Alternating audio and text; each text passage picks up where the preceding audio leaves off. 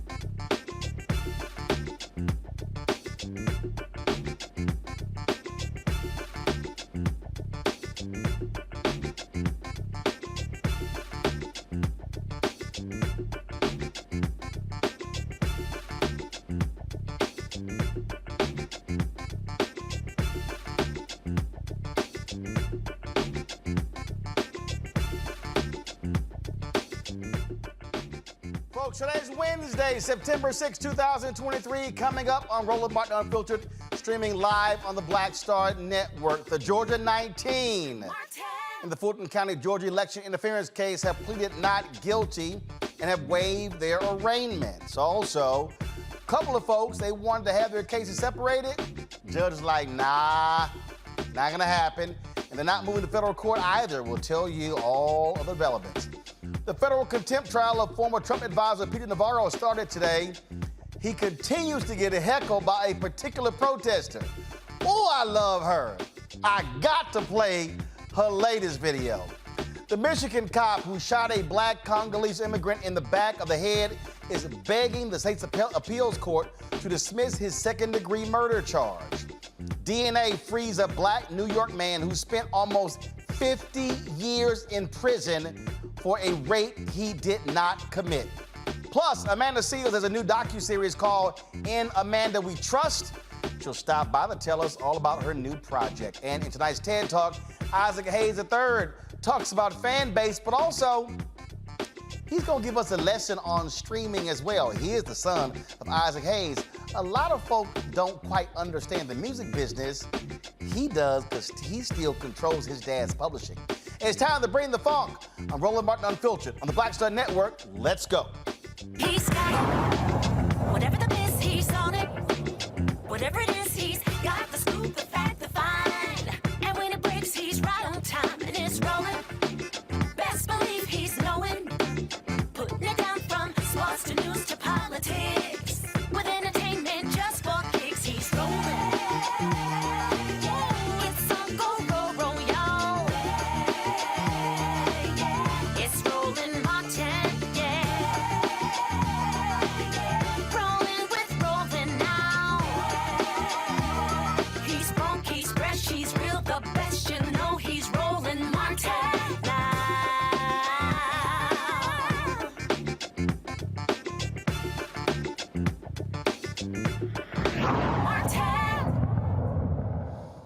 Not a single defendant in the Georgia election RICO appeared in court today in the first televised hearing after a grand jury indicted 19 of them last month, including Donald Trump. A Fulton County prosecutor said that a joint trial for all 19 defendants in Georgia would take about 4 months, and they want to call about 150 witnesses. Prosecutors want to try the case as one. In today's court hearing, attorneys argued over whether to sever the cases against attorney Kenneth Chesbrough and attorney Sidney Powell. Last month, the judge in the case scheduled Chesbrough's trial to begin in October following a proposal from Fulton County DA Fonnie Willis. Now, Willis wants all 19 defendants involved in the case to face trial in October, but the judge, McAfee, only expedited Chesbrough's case after Trump's attorney indicated that he objected to the proposed timeline. Now, McAfee denied the motion to sever either Chesbrough or Powell's case. All right, folks, let's talk about this with our panel. Robert Patillo is the host, People, Passion, Politics, News and Talk 1380 WAOK out of Atlanta. Rebecca Carruthers, Vice President, Fair Election Center, Washington, D.C. A. Scott Bolden, that's Aloysius Scott Bolden, attorney, former chair of the National Bar Association Political Action Committee, attorney out of D.C. Glad to have all three of you here. Robert, you're there in Atlanta. So, all right, walk us through this. The judge said, look, I don't know if we can sit here and try all 19 of these people beginning in October, and it's going to take 4 months. Yeah, this is going to be one of the more complicated parts of the case. I know that everyone is used to Law and Order, where the whole thing's wrapped up after, like a tight 30 or 60 minutes and everything gets done. But in these large RICO cases, and I use the example of the Young Thug YSL case, that case has been in jury selection for 18 months. And therefore, the idea of this getting tried by October is kind of... Whoa. People who may have missed that. Jury selection alone has gone on for 18 months? Exactly. Just in the YSL case, because of the number of motions, the number of defendants, but also just trying to seat a jury. They've been trying to do that for 18 months. In that case, isn't even close to going to trial, and that's a far smaller case than this Trump indictment. So what's going on with Chesbrough and Powell is that both of them have asked for what's called a speedy trial. So a speedy trial motion, you have to bring that case to trial within that same term of court. So the term of court goes about 2 months. So the indictments come down in late August, then that case has to go to trial by October. In this case, the other defendants, such as Trump and many of the other Giuliani, Meadows, etc., they don't want to go to trial that fast. And thus you're having these motions to sever on this question of whether or not we're going to have 19 individual trials or we're going to have one massive 19-person trial. Now, both of those situations present various benefits and detriments. If you're going to have one giant 19-person trial, well, then it makes it easier on witnesses because they can all come in one time for one trial. It makes it easier on the court system to be able to get everything done at one point in time. However, that one trial is probably going to stretch out over the course of about 2 years versus having 19 separate 4.5 month trials. But then you're going to have to bring in the same witnesses in some of these cases 19 separate times to testify. You're going to have to take up years of the court's time. The Fulton County's court and district attorney's office was already at a breaking point with regards to their caseload and the ability to move these cases through, and cases getting lost in the system, people being locked in Rice Street in pretrial detention for 3, 4, 5 years. That's an entire different situation. So the logistics of this is really what's being argued about right now, and I'm not sure how the judge is going to come down on this because this is just that first salvo of motions that are going to come because every single client has their due process rights. Every single client or defendant has the right to their pretrial motions. So it's going to be a kind of a bear of a case to get through. It's going to be interesting to see how the judge comes out in these decisions. Scott, the judge made clear that Chesbrough and Powell's cases cannot be separated. They're trying all they can to separate, move to federal court, all type of legal maneuvers. Your thoughts on really what took place today in court? Well, the judge denied the motion to sever, which was the right thing to do. What's interesting is he didn't sever their cases. So I actually had a question for Robert. Does that mean they're just going to try these cases separately in groups of 4 or 5 or as they become available? I mean, Trump obviously wants to wait until Foreverland, and that's not going to happen. But you could have separate trials based on the trial availability and attorney availability. You could wind up having 4 or 5 trials, if you will. They weren't going to win the sever because each of these defendants on the RICO, they've all been charged with very different crimes and very different bad acts under based on this conspiracy theory. And so they don't have adverse interest, at least not at this point, Juan. And there's no real threat of confusing the jury or misapplying the law in connection to different defendants, at least not at this point. So I would expect more motions, but you could see 3, 4, 5 different trials going on with different groups of these defendants as we move forward. Rebecca, the thing that I think is also great here, the judge made clear this is going to be televised. And so unlike federal court where they're not televised, people are going to be able to watch the proceedings of these trials.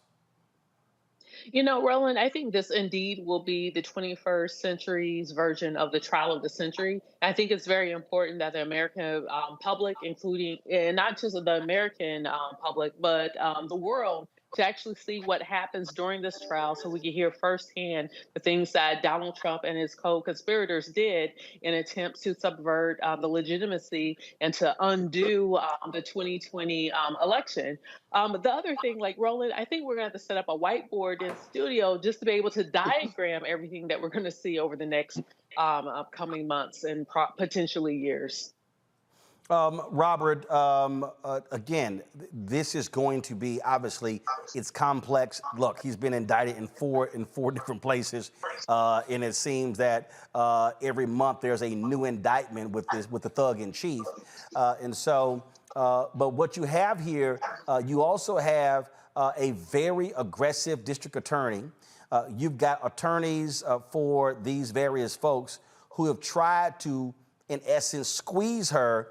And do you think they've been shocked with the response from her team by saying, oh, you want a speedy trial? Let's go. You know, this is one of those issues I'd always try to tell people that don't bring your out-of-town lawyer to the local court for a very specific reason, that you have local relationships, you have understanding with judges. You know, I've tried cases against Fonnie Willis before, I've tried cases against all these DAs before, won cases against them.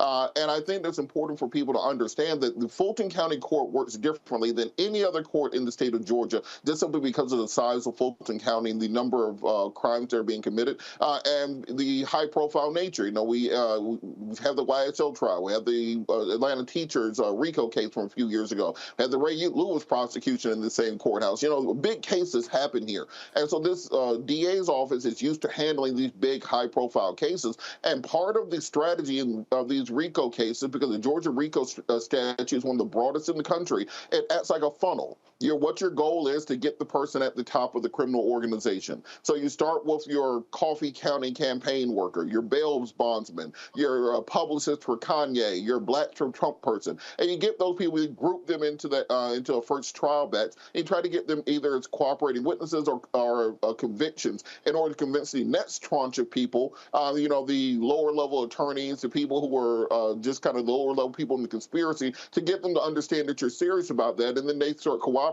with the goal being to get that top line of people, to the Trump, the Mark Meadows, the Giuliani, the Eastman of the situation. I think that's what we're seeing happening. I think Cheeseborough and Powell are very quickly going to understand before they get to trial in October. I will put money on them taking a plea deal prior to going to trial in October, given the current trial date, simply because the defenses they presented thus far are very procedural, and once you start getting people who are up there in age and who are used to a certain lifestyle, and once it kind of starts to set in that you might be looking at 5 years in prison if you lose this, versus being able to take a probated sentence for being a cooperating witness, you're going to start seeing the tone of these things change. Even in August, October seems a long way away.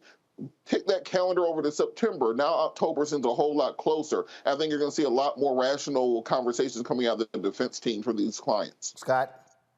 Well, you know, the ones that go first have the most risk.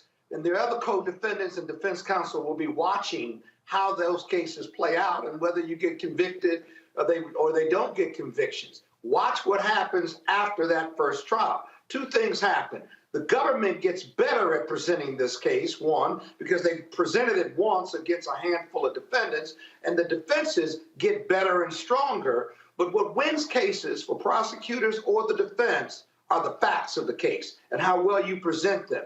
Lawyers don't win cases. Facts win cases, and there are a lot of facts to digest. The other thing about RICO cases you have to remember is these are very difficult to prove. I don't like RICO cases. I prosecuted them and I've defended them, and I don't like them because it's hard to get the jury focused and to sift through those facts. They're not simple facts. The government has to do a great job at that. The defense counsel has to do a great job at attacking them, right? But getting a verdict of guilty or not guilty is very difficult for both sides. So the more trials you do and the more times you try the cases under that indictment, the better both sides get. It is going to be trials of a great interest, Rebecca. And here's the deal. This is going on while you have an election going on. You got Republicans who are saying, oh, this is election interference. It clearly has tightened Donald Trump's grip on the Republican Party, but it also, frankly, aids President Joe Biden, because if this thing goes forward, and let's say he's convicted, you have a president who gets to say, you want to re-elect a convicted felon? So here's the other thing. The American people also lose out because we deserve to have robust policy discussions all through 2024 to really understand what each party is bringing to the table in terms of policy, with how they plan to govern this country through the executive over the next 4 years. We're going to miss out on that because this is going to be clearly a circus next year. And just like you mentioned, starting in January, there will be Americans going to the polls to participate in the presidential primaries. And once that clock starts ticking, then it's almost going to be, I can imagine, a Super Tuesday side by side with updates with what's happening at the trial. So it's going to be a major distraction for the Republican Party, but it's also going to be a major distraction on the Democratic side as well, because we're going to miss out on having those deep discussions and real robust discussions on what's good for this country, what's good for Black people, what's good for Black communities in this country. So unfortunately, I think we're going to lose out because of this circus and this sideshow that's about to happen.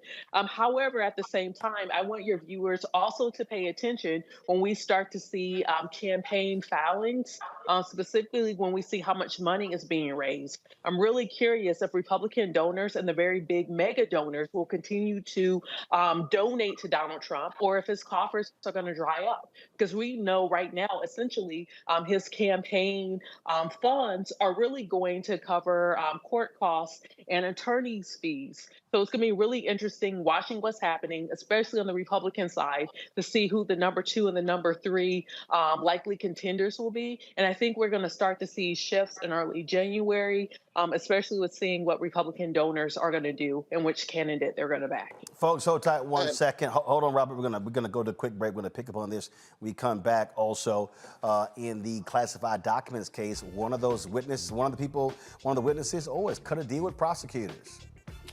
That's never a good thing when they start cutting deals. We'll tell you next on Roland Martin Unfiltered on the Black Star Network. On the next Get Wealthy with me, Deborah Owens, America's Wealth Coach, Black women are starting businesses at the fastest rate than any other segment. However, finding the funding to build them is challenging. On our next Get Wealthy, we're going to talk with author Catherine Finney, who wrote the book, Build the Damn Thing. And she's going to be sharing exactly what we need to do to achieve success in spite of the odds. As an entrepreneur of color, it's first, building your personal advisory board. I think that's one of the things that's helped me the most. The personal advisory board are the people who are in the business of you personally, and want to see you succeed. That's right here on Get Wealthy, only on Black Star Network. Up next on The Frequency with me, Dee Barnes, we're going to talk to Leslie Segar, a.k.a. Big Les, and talk about her incredible career as a dancer, choreographer, and VJ of Rap City. Magic Johnson was there, so half the NBA was there. Iman the supermodel, so all the supermodels were there every day. Actors, right. Like it was a who's who of who's who. Right here on The Frequency in the Black Star Network.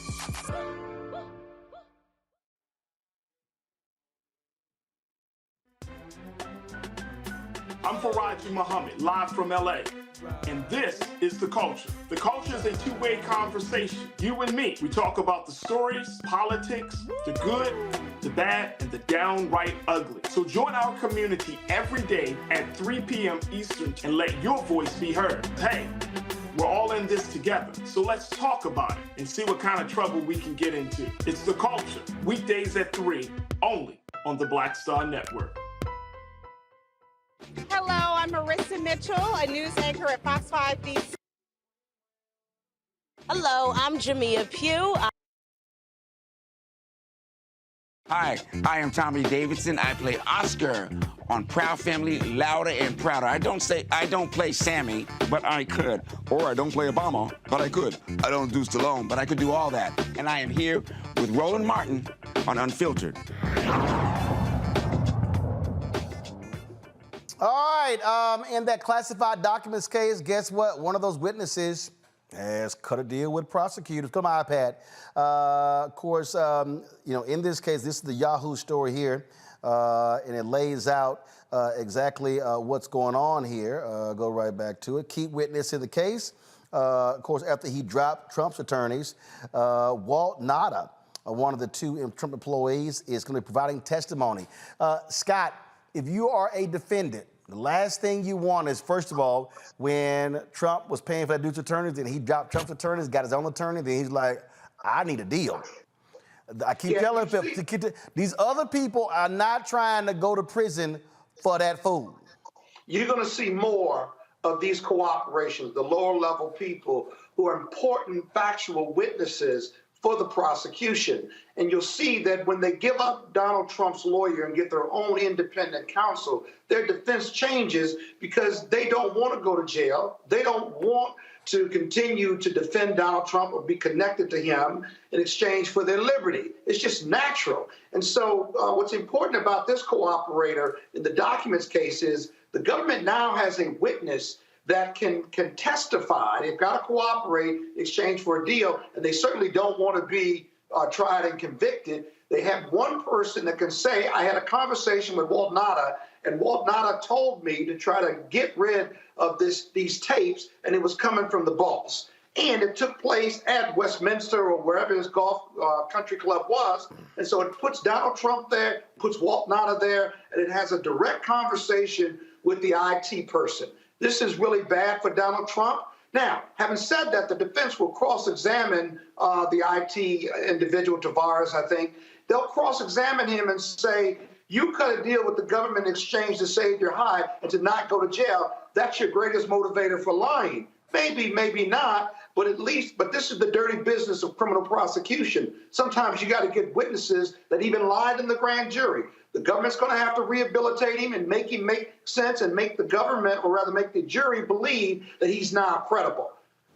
It'll be a toss-up, and it'll be depending on what the jury believes and doesn't believe. But this is a good witness for the government. They've got to clean him up, though, because he lied before in the grand jury.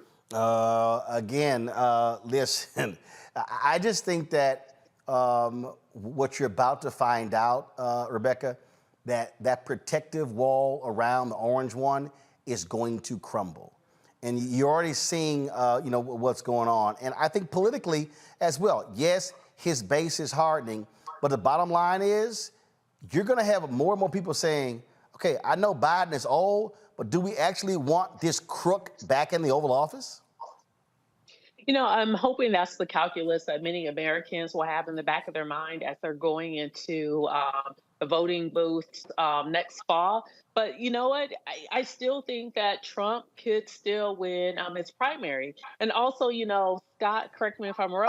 No, hold on. Let's be real clear. He's likely going to win the primary. I'm talking about the general election. I'm simply making the assumption he's going to win the primary. He is going to be the Republican nominee. Right, and that's a good assumption, and that's a very safe bet. What's also concerning, and just for your viewers to understand, there is nothing within our Constitution that could stop him from getting reelected if he has the majority of votes next fall. Like, full stop. Him being convicted doesn't stop him. There's nothing in the Constitution that says that.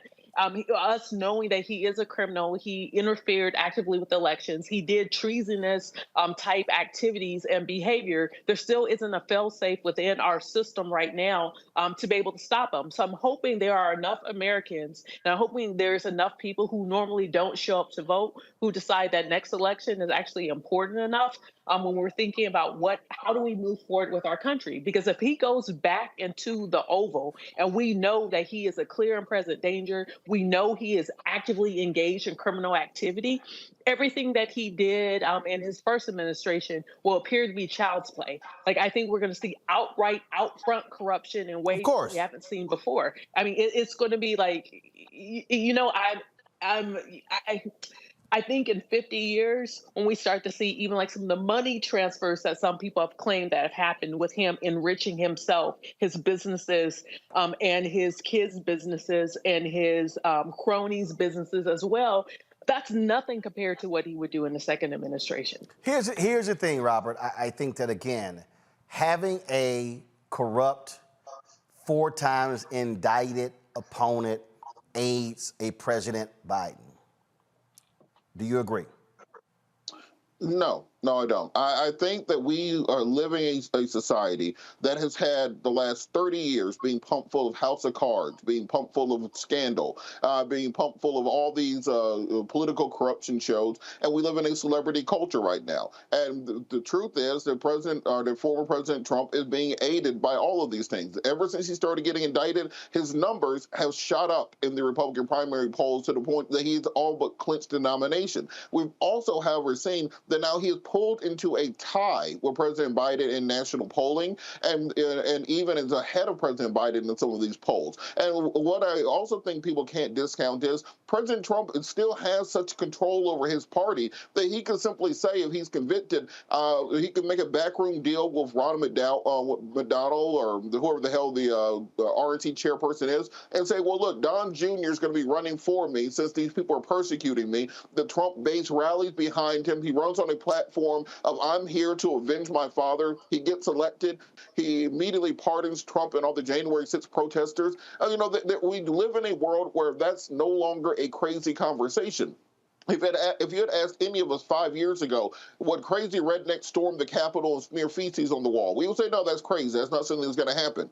We're past the point of crazy in this country. So this is why it's so important that the criminal justice system actually exert all of its power, particularly on these state-level prosecutions. And what I was going to say before the break, if you are in Atlanta, Georgia, or anywhere in the state of Georgia, you need to be registered to vote. Why? Because the only way you can serve on a jury, be part of that jury selection pool, is if you are a registered voter. And part of the process, once we get to trial, is going to be the process of voir dire, or we call in Georgia voir dire, where we're going to be picking juries. And the Trump lawyers and all the co-defendant lawyers are going to be trying to find one little old MAGA lady from Sandy Springs or Johns Creek or Milton to sit on that jury. And it only takes one, regardless of what the facts are, regardless of what the evidence is produced. If you can get one diehard MAGA loyalist on that jury, all these people could escape. They could all walk off completely. So that's why it's important that we get involved in the jury pool, but also the only way to beat the dragon is to beat the dragon. It's not enough to hope that Donald Trump defeats himself and loses by default. They're going to have to get out their campaign. They're going to have to make the promises. They're going to have to put in the legislation.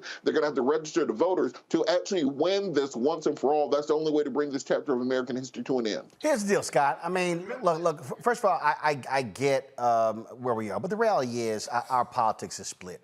And I think, first of all, when you look at some of these polls, let's understand several different things. First of all, the poll that came out this weekend from the Wall Street Journal, that was with a Republican pollster who did business with Paul Manafort. So that poll is irrelevant to me, okay? It's an absolute bullshit poll. But here's the thing. If you look at any poll, many of the polls are also where they read it because a significant number of Democrats poll think Biden is too old. The point is this here. Barring anything health-wise, Biden is going to be the nominee. And any poll today means nothing to me. It means absolutely nothing. What I'm looking at the fact is that when he steps out there, you're going to see, I think, in many ways what you saw 4 years ago, where Biden is saying this person and this person cannot and will not and should not be back in the Oval Office. And he's done so many things since that you have independent voters, You've got other voters who are not going to be voting for Republican. I just simply think, absolutely, the best chance for a Biden re-election is to face Donald Trump. Yeah, no, I completely agree with you. And said another way, you don't have where does he get his votes from? The Democrats aren't going to vote for him, even if they think Biden is right. He has a ceiling. Trump has a ceiling. Biden has a floor. That's a different deal. Exactly. Because those same Democratic voters that will say, he's too old to run, I want somebody else to run, I want somebody else to run against him. The bottom line is if Biden's on the ballot, Democrats are voting for Biden. It's a very different question.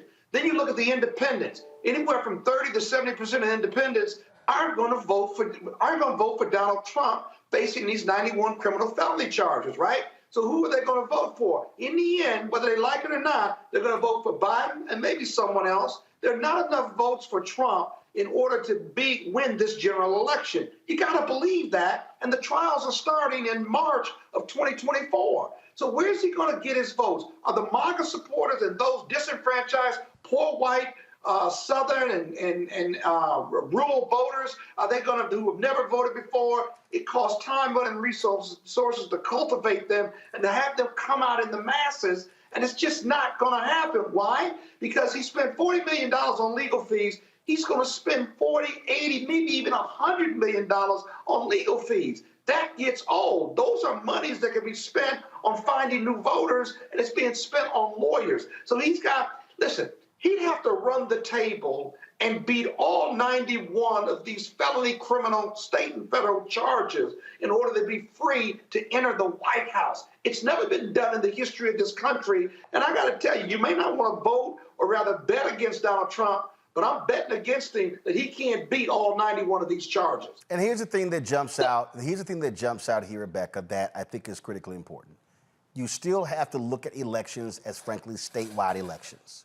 The reality is, we saw that Supreme Court race in Wisconsin, where that female jurist, she beat the Republican by 11 points. Over the next year, you may very well have the Wisconsin Supreme Court rule against political gerrymandering, rule for abortion rights, and restore a lot of those powers to Tony Evers, who is the Democratic governor. Okay, so you look at Wisconsin. You look at Pennsylvania, which Biden won by $110,000. You saw Fetterman beat back Dr. Oz there as well. Now you look at Georgia, still extremely competitive. I think it's going to be a tough state to win again, but they can. Then you look at Arizona as well. So the pathway, again, to winning the presidency, he has to win. Remember, he only won by 77,000 votes against Hillary Clinton in Michigan, in Pennsylvania, and in Wisconsin. And so if you're the Biden campaign, you're focusing on that. I keep telling people, these nationwide polls, they mean nothing. A presidential election is based upon a series of state polls, not national polls. Because we already saw what happened. You can win the most national votes and not win the election, Hillary Clinton. That's right. So look, you're right about some things, but I also strongly disagree with you about other things. Such as? You're right, it's too early to look. So it's too early to start looking at polls, like full stop. No, it's too early to look at national polls because presidential elections, they are a combination of state results. That's what I'm saying. Who gives a shit if Biden beats Trump by 3 million votes in California? It doesn't matter. There are other states that he has to win. He's gonna win California. So I don't care about California in the national poll. I'm looking at how is he running in Pennsylvania, Georgia, Wisconsin, Arizona, Michigan, Ohio. How's he running in Florida? That's what I'm looking at. And also, what are these crazies in New Hampshire gonna do who are now pissed off because the Democrats chose to go with South Carolina first and not New Hampshire and Iowa? That's what I'm looking at. So yes, I understand I understand your framework, but this is something that I think we need to step back. We're in a completely different world, and Robert's right on this issue. Like those old rules are out the window. And to answer you and Scott's question of where is Trump going to find these people, the same place he found them in 2016. He found people who have been off of the voting rolls since the 80s.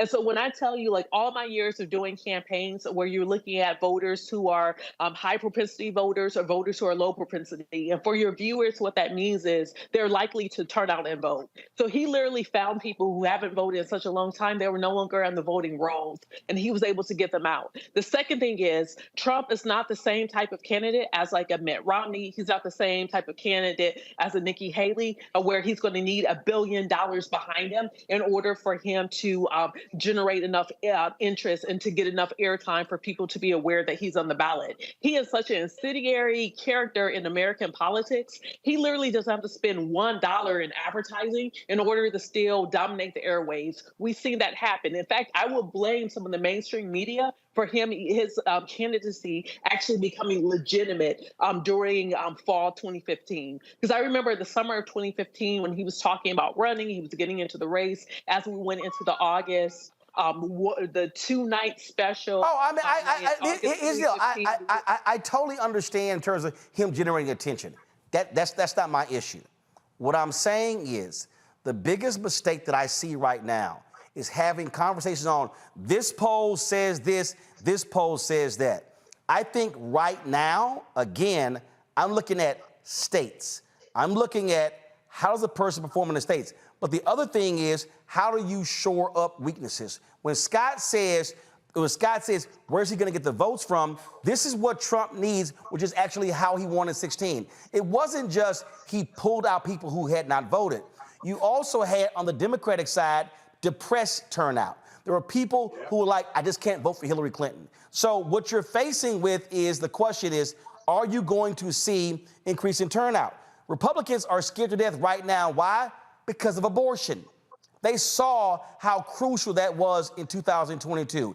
It's going to be on the ballot in 2024. What I'm just simply saying is, for a lot of people, pump your brakes, calm the hell down, ignore all of these national polls, and the focus needs to be on voter education, teaching people about exactly what's happening. Because when you see polls that show 60 and 70 and 80% of people agreeing with policies that Biden has done, but then you see the same poll going, oh, people say the economy is going so bad. You're like, what the hell are you talking about? And so they have to deal with that. I'm just saying, for a lot of folks who are fretting, this is going to be a Biden-Trump matchup. Unless something crazy happens on the GOP side, unless something happens with his health, that's who this is going to be. We better simply be prepared for that to be the matchup. But crazy is happening right now. Like, here's some breaking news out of Wisconsin. In Wisconsin, they're trying to figure out how to pull that female jurist that just won in the spring. They're trying to pull her off the bench. We're impeaching, and that is the test case that they're going to roll out in North Carolina. Oh, yeah. The test case that they're going to run through with several of the southern states as well. So what we're seeing on the Republican side right now is they're literally manipulating the rules. Of course. In Georgia, they're actively throwing people off of the poll, off of the rolls. So Republicans right now, so their strategy isn't the typical fair gentleman strategy. No. Their strategy is what they've done. Their strategy is what they've done the last 4 elections. They want to decrease the size of the electorate. They want to ban ballot drop boxes. They want to have voter ID. We already know what they're going to do. But the Democrats don't have an answer for it right now. That's not true. Actually, Rebecca, that simply is not true. The marginalized, the LDF, Laws Committee, they have been winning in the courts. They literally have been beating them on many of these voter restrictions. That's simply not true. Now, what you talk about in Wisconsin, yeah, Republicans are floating that, but here's the deal in Wisconsin, all right? And we talked about this on yesterday. You have a woman who beat the Republican by 11 points. It was a statewide race. Republicans make that move, then all of a sudden this race is on the ballot next year. You now could drive serious turnout next year as well. So we already know they're going to cheat to win. We know this. So what I'm the saying, White House hasn't listed out an answer yet. So when I talk about the Democratic Party, I'm not even really saying is we need to see what is the White House's strategy for actually beating back on. No, we don't. We need to. No, we don't. No, Rebecca, we can't wait on them. The White House has an answer for it right now. But here's Rebecca. Here's my whole point. We don't need to wait on the White House to give an answer. We already know what our answer is. And this is what I've been saying to all our people. Do not give money to political campaigns. Don't send money to the DNC. Send that money to third-party groups who are going to be on the ground. I'm not waiting on Biden-Harris campaign to say, hey, here's our plan. The lawyers, they're like, hey, look, they've already, the DNC cut with Mark Elias and his group. They're still suing. So they're doing their part. What I'm saying is we cannot wait for somebody else to come up with a strategy. I'm saying to our audience, it's going to be Biden versus Trump. We already know that what that thug is going to do. For black people, our job is to drive our numbers. But we cannot, I'm not waiting on anybody who's 2 blocks from here to come up with their strategy. I'm saying black people, we have our own strategy, and that's our own survival. And that's how we got to be focused. So if we're going to save the day, what do we get out of it? What is the deal that we cut with the White House if indeed we are the cavalry that's going to save this White House? First of all, we know black folks are going to be the tipping point. They're going to decide who wins the White House. Well, no. Hold up. Depending upon the state. We know. Depending upon the state. We're not going to be the tipping. We go state by, but if we go state by state, if we go through the states that's going to tip the election, it's still going to be the black vote that's ultimately going to serve as a tipping point. No, it's not. To determine who wins. Not in Arizona. Not in Arizona. Not in Arizona. We get Virginia. We get Pennsylvania. We don't need Arizona. No. Actually, but here's the deal, though. No. You still need Arizona. And that's part of the deal. What Democrats cannot do is do what Hillary did by saying, hey, let's lock down Pennsylvania, Michigan, Wisconsin. Hey, we're good. No. My deal is I'm assuming Republicans are going to win Georgia this time. You do need Arizona. Robert, go.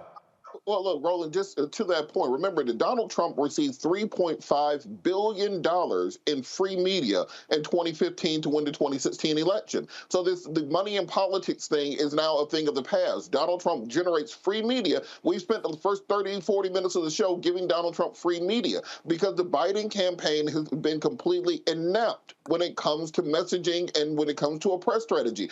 You're across the damn street from the White House. They have somebody from the White House on this show 3 nights a week, but they're not going to do it. Talk to black talk radio show hosts across the country, including my show and including every show on my network. Try to get a Biden official on your damn show. They don't exist. They won't come and talk about the policies. Try to get them to be on a blog or be on a podcast or to talk to people. They won't do it. They are writing the recipe for them to lose this election. Well, first of all, hold on.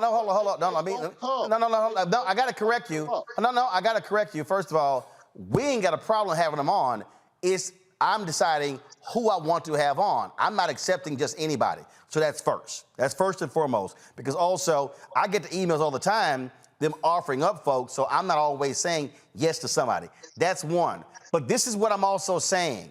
I'm saying I'm not interested in waiting on them. What I am saying to black people, we can create our own mechanism. And what I am saying is, I had a conversation with Latasha Brown last night with Black Voters Matter, with Tamika Mallory, Until Freedom. Tamika Mallory and Until Freedom, they are opening their own office next week in Kentucky to take down Daniel Cameron. They're not waiting on anybody else. So what I am saying to our people, damn what Biden and Harris and who they're offering up, we can have our own surrogates, our own messaging, speaking to our own issues. Here's what we know as a fact. What the Republicans are planning to do if they win the White House is going to have severe and dire consequences for black people. They literally right now are meeting and crafting a plan of action to fire thousands of federal workers. Who over-indexes in the federal government? Black people. They want to have loyalty tests. Who is that going to hurt? Black people. And so what I'm saying is, damn waiting on them to come up with a battle plan. There's a black battle plan that we should be devising as we speak that speaks to our interests. And when I say our interest, we can sit here and negotiate and make demands of the White House as very well that we should. But I can tell you this, I know what I want to see again if a Biden-Harris is reelected, another 200 federal judges, which then impacts when we sue in the federal system. What I want to see if there's a Biden-Harris reelection is what you've seen with the Department of Justice, where they've been going after prison wardens and jailers, and right now there are 9 patterns and practices investigations in the DOJ in the last 3 years. It was 1 under Donald Trump. So I know what I am asking for. What I'm saying is create our black plan. Damn, waiting on them. But look, Roland, I think black folks is tired of being political sharecroppers for these people. You can pass a $4 trillion debt reduction plan, a $3.5 trillion omnibus spending bill, $1.7 trillion infrastructure bill. You got a $1.5 trillion Build Back Better bill. You have a Stop Asian Hate Crime bill. You got a Respect for Marriage Act. You got all this huge legislative agenda. But then when it gets down to, hey, can you stop police from beating the hell out of black people and pass some legislation, they get real quiet. No, Robert, that's a lie. Robert, that's a damn lie. Robert, that is a lie. Robert, that is a lie. No, Robert, that is a lie. Robert, the George Floyd Justice Act was passed by the House. It gets to the Senate. It was stopped by 2 people, Tim Scott and Lindsey Graham. But Roland, that's the point that I'm trying to make. How the hell do you pass through a $3.5 trillion omnibus spending bill, but you can't get past 2 people? Easy, Robert, because Republicans want money too. You can blame the Republicans on everything. Robert, no, Robert, let's be real clear. Hold on, Robert. That's bullshit. Robert, that's bullshit. No, Robert, what was the vote total for the omnibus spending bill? Enough to pass. No. What was the vote total? Enough to pass. How many items in the omnibus spending bill the Republicans also want? They were able to negotiate something where they got it done. The same thing with the Debt Ceiling Reduction Act. The same thing with the. I'm asking again. What was the vote total? The vote total was enough to pass the bill into law. And what I'm saying with the omnibus spending bill, what you have is Republicans wanted a whole bunch of that money as well. So to say, well, they've got enough votes over here because Republicans voted. There wasn't a single Republican, not one, that stepped up and said they will support the George Floyd Justice Act. Not one. Now, how can you get that passed with only 49 or 50 Democrats? The way you get it passed is you negotiate the same way they did with all the legislation they got passed. You could negotiate. You could not negotiate. What are you talking about? Robert, where the fuck were you? Robert, two people were negotiating for the Republicans. Lindsey Graham and Tim Scott. 2 people. We have it on record where 2 of the police unions said, the Fraternal Order of Police was one of them. They said, they contradicted Tim Scott. And they said, not one time did we see Democrats want to defund the police. Tim Scott says, well, the sheriff in my state said, I disagree with this. That's how it got killed. Tim Scott and Lindsey Graham promised the families. I talked to them outside of this building on the anniversary of George Floyd's death. He promised them, we are going to get the Republican votes. They never did. So you can't pass a bill where you need 60 votes if you can't even get 1 Republican. They negotiated for months. Those 2 could not get any other Republicans, and they killed the bill. So let's stop acting like Biden and Harris couldn't do anything and get it passed when Tim Scott is the reason why there is no George Floyd Justice Act. We got to be willing to say it and not run from it. Look, Roland, the point that I'm trying to make is... No. You said they couldn't get it done, but you got to explain to black people why it didn't get done. Let me explain why they didn't get it done. Look, Roland. That you're wrong, Roland, just on this point. You're right. Scott, hold on. Okay, Rob, make your point. I'm going to Scott. Go. Here's the point I'm trying to make when we're talking about negotiating things, the giving and taking. Let's take the debt ceiling. No, Robert. Stay on the Georgia Floyd Justice Act. Let me give you the example that I'm trying to give you. They were on the debt ceiling deal. They were able to get people like Marjorie Taylor Greene and Kevin McCarthy to vote for something that was against their entire caucus. Take that for a point. We've heard Republicans talking about reforming the Department of Justice, to reforming the FBI. Roll that into an omnibus criminal justice reform bill where you say, we'll reform the DOJ and the FBI if you incorporate that into the George Floyd Justice and Policing bill and also the Tyree Nichols Duty and Intervene bill. And that's how you get the votes that you need to have a compromised bill. Robert, you're talking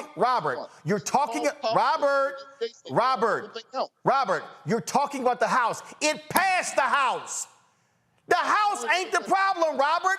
It was the Senate. Bro, the House is the problem now because you have a Republican majority in the House. Robert, listen to me, Robert. Robert, listen to me. All they needed, Robert, in the House was a one-vote majority, 218. That's all they needed. In the Senate, they needed 60. Let me say it again. In the House, all they needed was 218. 217 could be against, it passes. That's 435. In the Senate, they couldn't do 50-50, and Kamala Harris breaks the tie. They couldn't do 51-49. They had to get to the 60-vote threshold. The negotiation that you're talking about, you say they should have done, they did that. We had Congresswoman Karen Bass on this show. We had Senator Cory Booker on this show. They were the lead negotiators.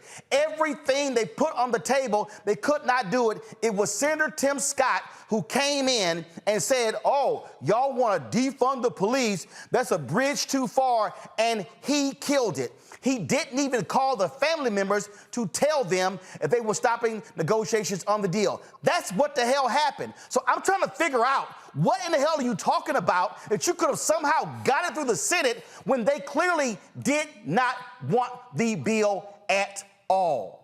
Because they got everything else they want to do through. You can't tell me you got everything else on your agenda done, but then when you get the black folks... You didn't get everything on your agenda. I ran out of steam. You didn't get everything on your agenda. I got infrastructure done. I got the debt ceiling done. But black folks, wait, just vote for me one more time and I'll get to you next time. No, that's not what it is. What it is understanding the very people who are against you, and when a Senator Tim Scott sits there and straight up lies on Face the Nation.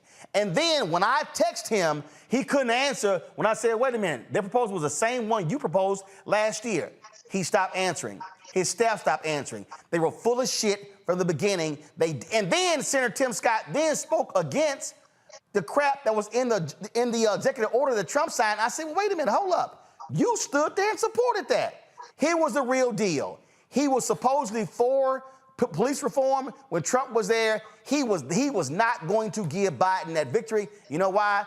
Because Scott was running for president all along. That was the real deal, Scott. So we got screwed. We got screwed because Senator Tim Scott was running for president, and he needed that sheriff in South Carolina supporting him. That's the fact. Scott, make your point. Tim Scott's at 3%. How could that be your strategy? The problem that Robert Patillo is having with you and your analysis is because you sound like an apologist for the Biden-Harris. No, I sound like a fat giver. Blame Tim Scott. I'm telling you what you sound like, right? No, I'm telling you what happened. Okay, you tell me what happened then. Tell me what happened. The Harris team didn't get it done, and you don't want to point fingers at them. No, you're wrong. Tell me what happened. Both of them. Point fingers at both of them. No, right? tell me. No, Scott. What happened? People ain't voting for Republicans. What happened? They voted for Democrats, and that White House didn't get it done. Let me say it again. Hold on, Scott. I'm going to ask you again. No, Scott. I'm going to ask you to answer this. No, Scott. No, Scott. It passed the House. Scott, it passed the House. You tell me how. No, hold on, Scott. Hold up, Scott. No, Scott. Hold on, Scott. No, Scott. Answer the question. Scott, answer the question. It passed the House. You tell me how they could have gotten through the Senate. I got a bullet that says I'm the president of the United States, and if I do everything humanly possible to get those votes in the Senate, to convince those 2 Republicans. No, Scott, you needed 10 Republicans. Says that, Scott, you needed 10 Republicans. He just gave up. Scott, you needed 10 Republicans. Don't get it done. Scott, let me ask you again, Scott. Scott, I'm going to ask you again, Scott. How do you get 10 Republicans when you can't get 2? I'll wait. Then don't promise it then. Then don't promise it if you can't get it. No, let me ask you a question. Mansion. You can't even manage a mansion. It's pathetic. I want to know again. Scott, answer the question. How can you get 10 if you can't get 2? I said my piece on this. No, Scott, you're not even answering it. You can't even answer the question. But the Democratic you can't even answer it. You can't even answer it. You sound like an apologist for Biden-Harris. What I sound like is somebody who actually paid attention, who talked to the principals, hold up, excuse me, let me say it again. You ain't right about everything. Hold up, but Scott, let me ask you a question. Scott. Did you have any conversations with the Democrat negotiators? Any? Sure I did. Talk to them all the time. No, Scott, hold on, Scott. On this bill, did you have any conversations with Congressman Karen Bass and Senator Cory Booker about these negotiations? Did you? Yes. Did you? I am not done. Hold up, Scott. Scott, I'm not done. Hold up, Scott. Scott, wait a minute. Scott, did you have any conversations with Tim Scott about these negotiations? No. Scott, hold up. Did you have any conversations with the families of the people who were victims of police violence who were part of the negotiations? Yeah, on your show. Okay, so help me out. So let me be clear. You didn't talk to none of the Democrats negotiating, none of the Republicans, and only on the show talk to the families. I talked to all 3, so why in the hell should we listen to you? Get it done. I'm results driven. I believe results-driven leadership. Well, what I do is I don't just talk. But here's what I do, Scott. Here's what I do, Scott. I don't just talk on a show. I talk to the principals, and that's the difference between being informed and uninformed. You're not going to insult me because I didn't talk Scott, you're uninformed. You're uninformed. Scott, the only way you know about the negotiations, because hell, I'm the one who told you. Rebecca, make your point. Rebecca.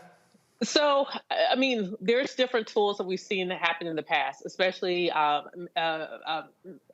Mitch. Something that we've seen that the Republicans do really well in the Senate is they either suspend the rules or they amend the rules package. And for your viewers to understand that, it's the rules of how the Senate works with what is passage, like whether you need 50 plus 1 or whether or not you need 60 in order for something to advance out of the Senate.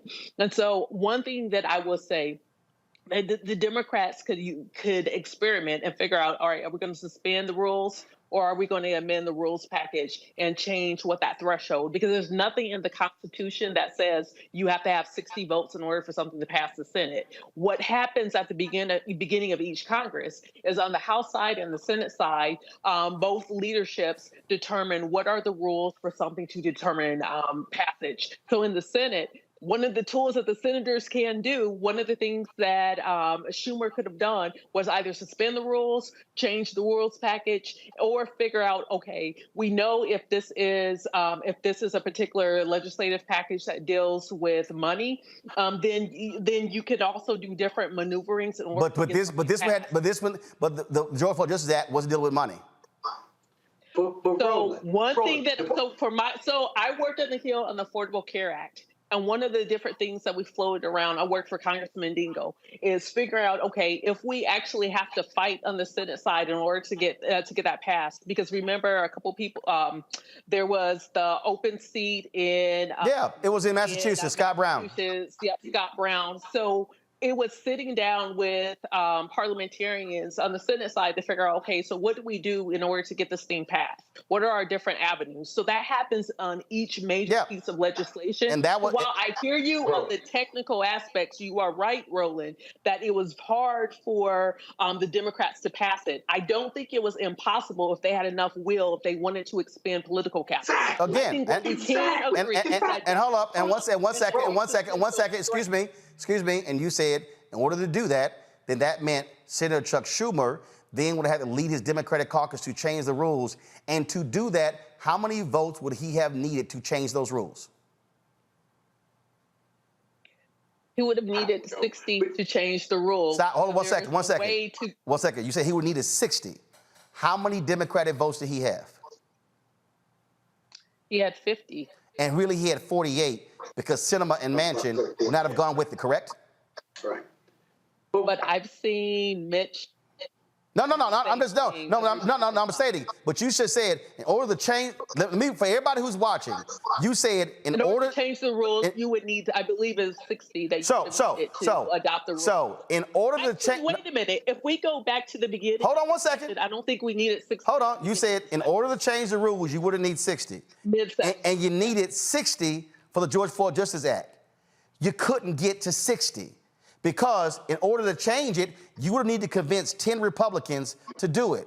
Do you actually think... At the beginning of session, I don't think you would have needed 60 because technically there's no rules that are being operated on at the very beginning of the session to adopt the rules. But the Senate was tied, and they had to negotiate, correct? They had to negotiate with McConnell on that, correct? Because remember, it was 50-50. And there's trillions of dollars to negotiate. Oh, I got you. I understand. But it requires a smart tactician to do so. Yes. And what I'm saying is, the point is this here, if you needed 60, they wasn't going to give you 10 to change the rules to make it easier for you. So what I need our folks to do is also to be aware, which is also why I was going so hard for Barnes and Beasley, because the closer, if we were able to get 52, 53, 54, you actually shrink your totals just a little bit. And that right there is why we need to have people who understand not just politics, but also when somebody says, well, this didn't happen, we need to be deeper than mustard on a hot dog and ask the question,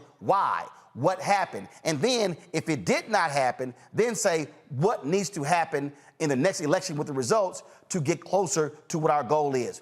That's what we actually have to do. Hold on one second. I got to go to a break. We come back. Amand Seales is up next, discussing her docu-series right here. And we'll also, Trump advisor Peter Navarro. Oh, Lord. This fool, his contempt of Congress trial began today.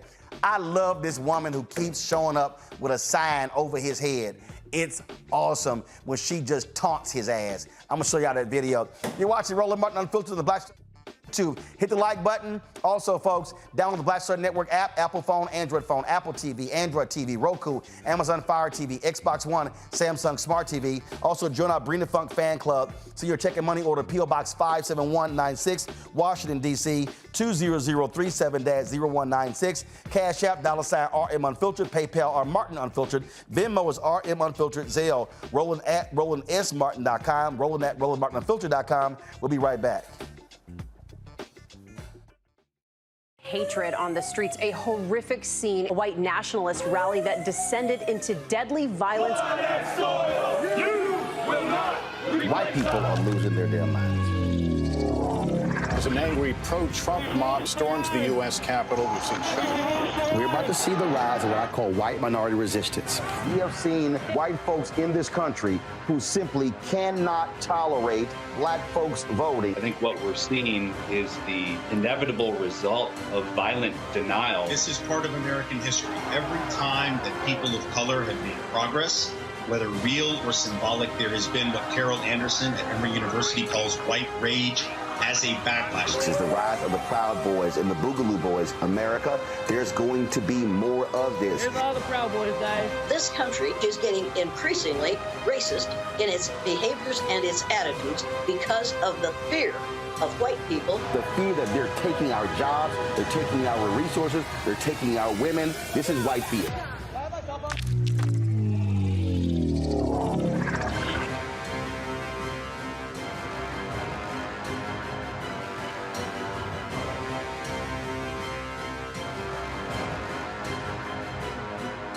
On a next, A Balanced Life with me, Dr. Jackie, we're going to be talking about common sense. We think that people have it, know how to use it, but it is something that people often have to learn. The truth is, most of us are not born with it, and we need to teach common sense, embrace it, and give it to those who need it most, our kids. So I always tell teachers to listen out to what conversations the students are having about what they're getting from social media, and then let's get ahead of it and have the appropriate conversations with them. On a next, A Balanced Life with me, Dr. Jackie, here at Black Star Network.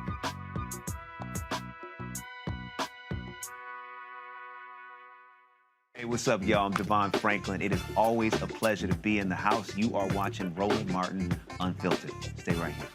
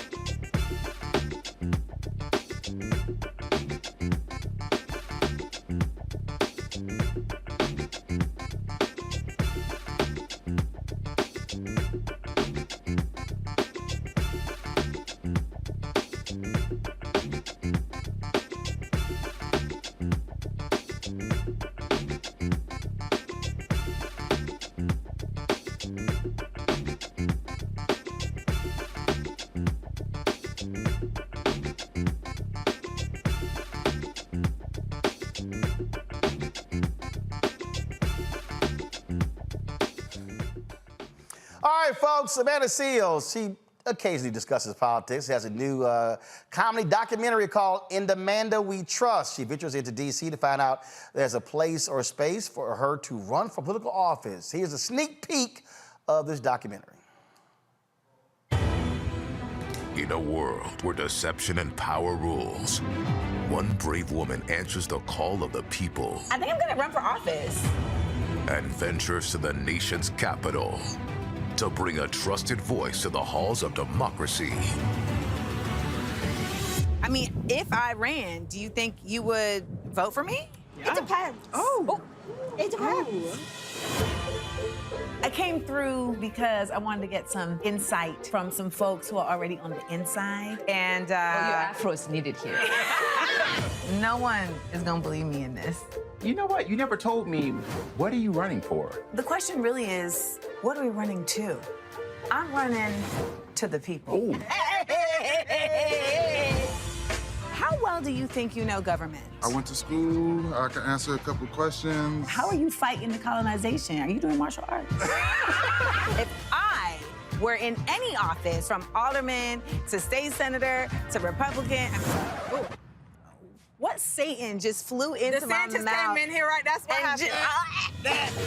In Amanda We Trust, an unapologetically political comedy doc from Amand Seales, coming soon to the internet. Hear that motorcade? That's Kamala going home. That could be me. In AmandaWeTrust.com.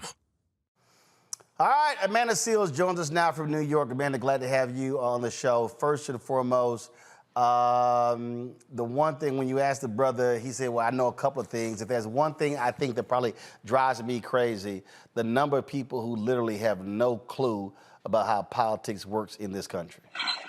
Okay, but Roland, you also are like exceedingly knowledgeable about politics. You flexed on me before I even came on camera. He said, Amanda talk about politics sometimes, you know, ever. No. So, it ain't me. But follow me here, okay? So look, my parents were grassroots. They were community activists in our neighborhood of Clinton Park in Houston.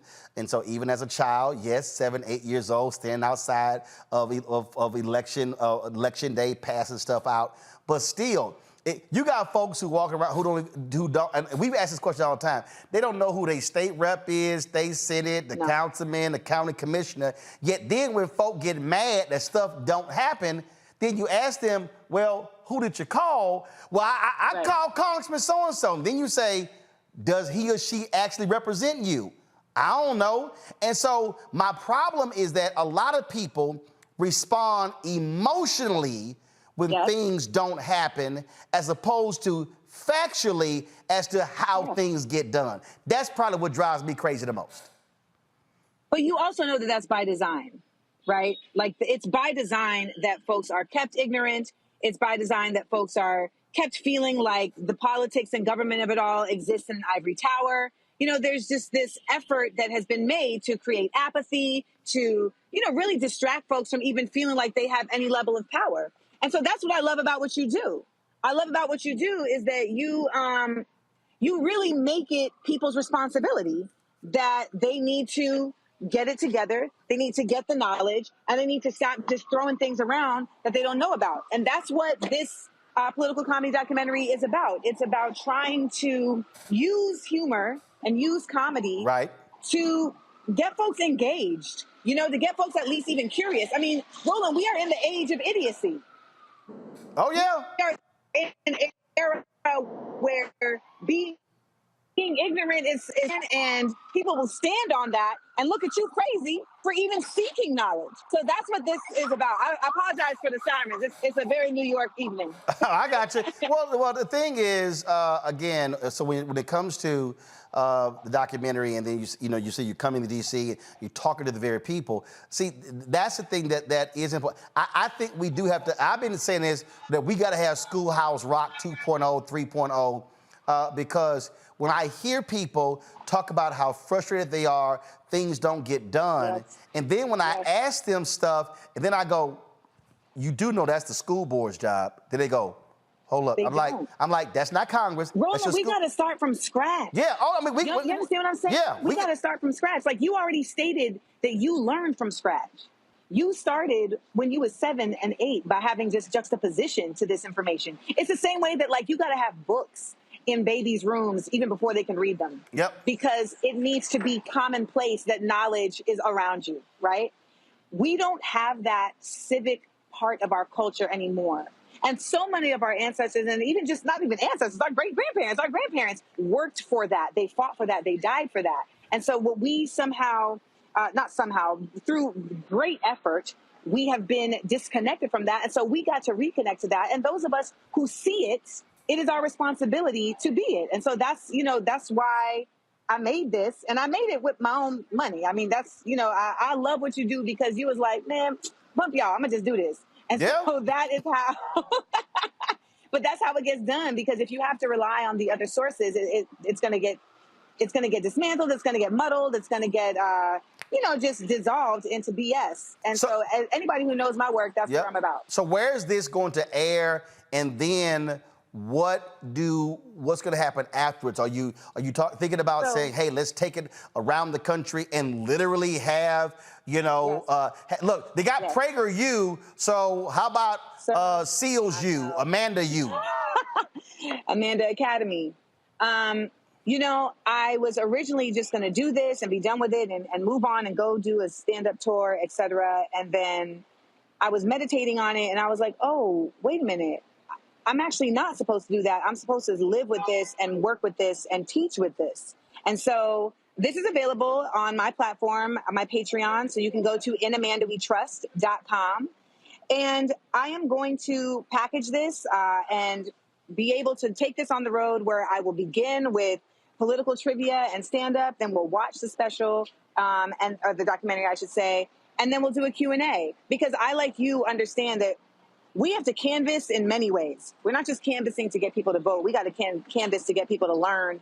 We got to canvas to get people involved. And it has to be all of us, not just some of us. And so I'm taking it on the road. I mean, I would love to bring it to schools in 2024. I'd love to get, some of these folks that are, private money philanthropists to fund me being able to bring this to spaces, to do this work. And that's really something I feel very passionate about. So passionate that I'm walking around New York City in heels, just in a suit in summer. I mean, come on, baby, that's commitment. See, I think, so here's the deal. So I think, as you were talking, I think what would be great is, so as you're going around, maybe in certain cities, and you have special guests, people who are in this and do this. We got other groups out there, and I belong to, as I'm rocking this, the coldest and boldest fraternity. We know who's gonna show up more than any other fraternity. There are youth groups, and there's us. Let's just be clear. And so let's just be real clear. There's a panelist on this show who belongs to one of those youth groups. We know his folk would not show up in mass numbers. We know who will. But I do think literally creating this, as like Amanda Academy, because I'm telling you, I have traveled this country, and the number of people who literally don't know, and you tell them, and they look at me like, are you serious? I didn't know. Roland, I didn't know. I went to Columbia for grad school in African American Studies. I was taught by the great Manny Marable and Farrah Jasmine Griffin. Like, I've had access to some of the greatest educators that have touched foot here, and I didn't know. And I had to gather myself, because I was like, you just as bad as these people out here. You complaining, but you don't even understand. And that is not intellectualism. And it's not responsibility, and it's not community. And so I had to check myself and educate myself. And that began with, really following folks like you and curating my social media to include informative sites. There you go. You understand? There you go. That feed me the information and the knowledge, and that I can actually use my critical thinking. I had to seek out information. Y'all, I even got the flashcards that they make for folks trying to take the citizenship test. Okay. Wow. Because I was like, yes. Because I was like, no, you need to start from scratch. And see, it's interesting. So people think I take shots at the folks. I don't. Like a brother the other day put a video out trying to explain why Tyler didn't get BET. And I saw the video, and a bunch of people had spread it around. And I sent him a DM, and I said, bruh, I saw your video. Wasn't shit you said in your video that was correct. Nothing. It was all You don't wrong. know how things work. Now, he never hit me back, but I do that when I'm like, but because see, what angers me is bad information. Bad information, like literally causes me to want to strangle the shit out of somebody. It's infuriating. Because if somebody gets bad information, then they start spreading bad information. Yes. Now we got to stop another 100 people. And I think when it comes to politics, that's one of the things that drives me crazy. We're going to ask some questions from our panelists. Rebecca, you first. Hey, Amanda, thank you so much for being on here tonight.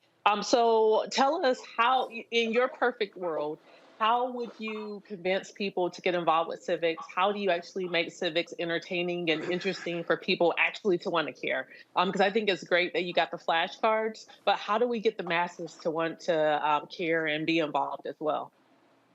Well, first and foremost, I want to acknowledge your eyebrows because you did that. Okay. And you know that. Okay. You know, I think we have to meet people where they are, right? And not everybody is in the same place. So, you know, what you all do here is a certain energy, and it meets people at a certain space. What I do on stage is I use comedy. Yep. You know, I use relatability, and that meets people at a certain space. You know, you have folks that use music.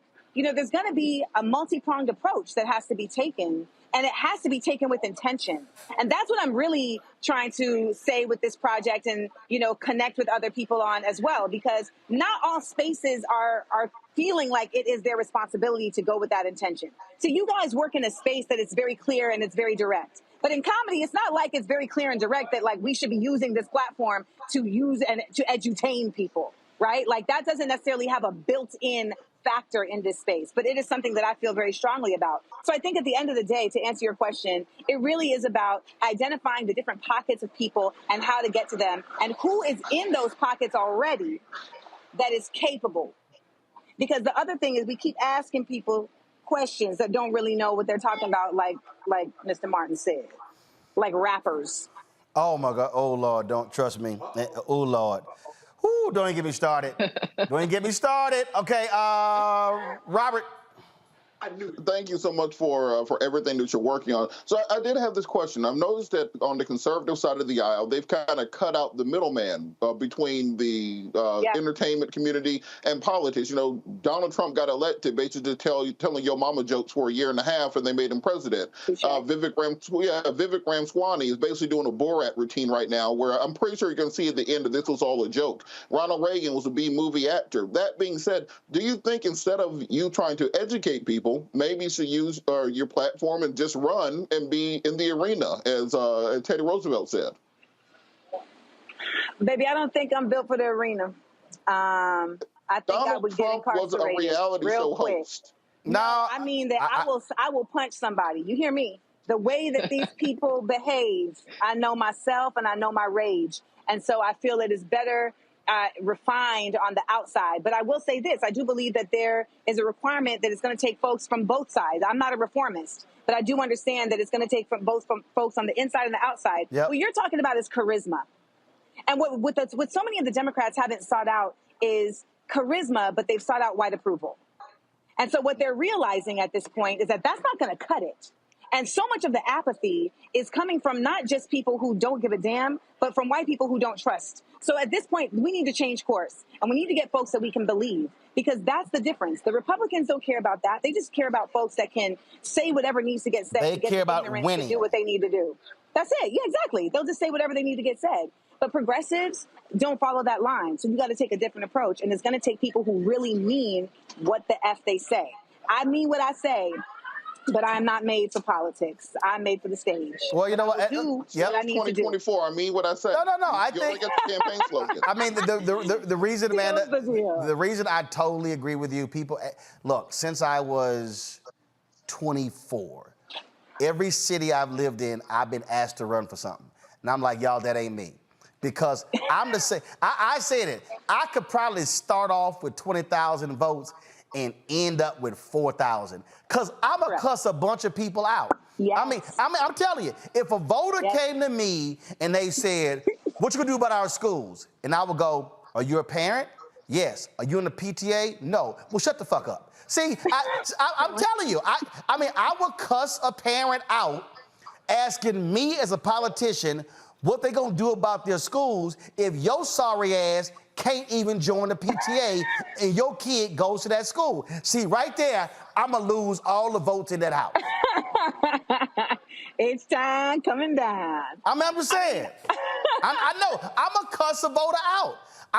No, you're not wrong. See, I don't know that I would cuss the voters out. I would. I look at what I look at what Representative Pearson and Representative Jones are dealing with in Tennessee, and I would have been Solange in the elevator had one of them fools come in my face telling me I don't belong here. So I just already know that I am not cut for that. But what I am cut for is doing whatever I can with my intellect, my platform, and my voice to lend to this cause that we need to understand is imperative. You said something in the panel earlier.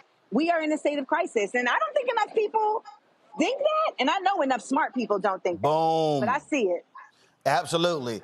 All right, Martha's Vineyard, Scott Bolden. Hey, Amanda. My name is Kappa Alpha Psi Incorporated. And don't nobody care about that little youth group. Don't nobody care about that little youth group. I really do want to ask the question, and Roland doesn't have to be a politician to curse you out, trust me. But what are the three things you've learned in making this docu-series, and what are you going to do with those things that you've learned? One thing that I learned is that a lot of people don't truly understand the way the three branches of government actually work. They don't even necessarily know what they are. And so many people are focused on the president and have no true understanding that it is actually the Supreme Court that has got us here. And in many, many iterations, right? Whether it's from Reconstruction to now. So that was one thing that I learned. Another thing that I learned is that these politicians really don't be knowing what's going on. Like, they really don't know how this works. Like, even the people inside don't know how this works. You know, so when I did in Amanda We Trust, and we got to interview, Ilhan Omar, Representative Bowman, and Representative Omar, Representative Bowman, and we spoke to some other folks. We really got to. I was really taken by the fact that this is convoluted for them, and they're in this year round.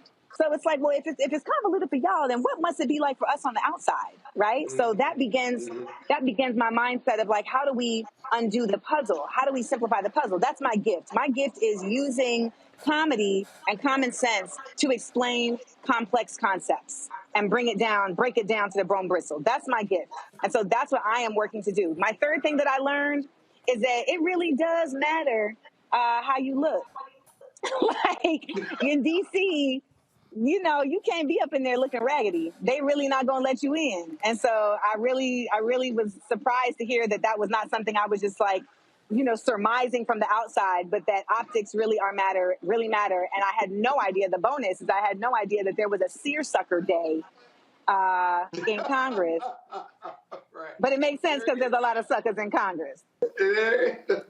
Well, Amanda, first of all, when you're ready to take this around the country, do understand. Oh my goodness! Look. Do understand. What are you doing to me? Amanda, do understand. Where are you getting the hat from? The hat under the desk? Now, Doc, I was gifted this in Birmingham a couple weeks ago. So when you travel around the country, and when you do this here, I'll be happy to join you for a few of those conversations, and I guarantee you, the Brothers of Alpha Phi Alpha Fraternity Incorporated will be there in full force with our Voteless People is a Hopeless People campaign. And so, again, Scott Bolden, this is a real fraternity right here. We don't play. Amanda, tell everybody. I'm just, hey. Your shield around. Hey, carry your shield around. Now, Doc, it sits right there on that shelf, just so you know. Just so you know. And it sits, wait a minute, it sits right above that John H. Johnson Media Award I was given, who founded Ebony Magazine, who was an alpha. The docu. Do you throw that like Captain America? Hey, the rest of y'all want to talk, get your own damn show. The documentary is called In Amanda We Trust. Amanda, tell everybody where they can go watch it.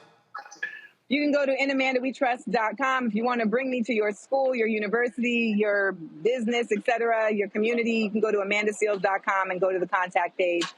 This is an independent project that was produced from my pockets and from my heart for the people. So hopefully you all will support. Well, we're going to push it on social media. Anything, need any more help, holler at a brother. We'll hook you up. Because trust me, we got to get out. I keep telling, we are in a period of voter education between now and I say the end of September next year, so the next 12 months, a total focus on voter education. Yes. Please let me know how I can be a part of that with you. Gotcha. All right. Will do. All right. Appreciate it. Thank y'all. All right. Thanks a bunch. Bye-bye. All right. Right here. Scott Bolden, real fraternity. Real fraternity. I'm leaving the show early. I cannot take it anymore. The cowboy hat and the shield. That's too much. I've had it up to here. Wide shot, Henry. Wide shot. Right here. Right here. Breaking up tonight. Right here. Right here, baby. Everybody ain't able. All right, y'all. Got to go to a break. We come back. We're going to tell you about some other news. Plus, we're going to talk to Isaac Hayes III about his app Fanbase. But also, I want Isaac to explain to these simple Simons who don't understand music, publishing, streaming, because, again, I saw a video today of one of these dudes bitching and moaning, complaining about how Diddy gave him the publishing back and how he want the money and the publishing ain't worth nothing. Maybe because don't nobody listen to your music. I'm just saying. Just saying. So we're going to discuss all of that. You're watching Roland Martin Unfiltered on the Black Star Network, a production from an alpha. We are your daddy, Scott Bolden. Back in a moment.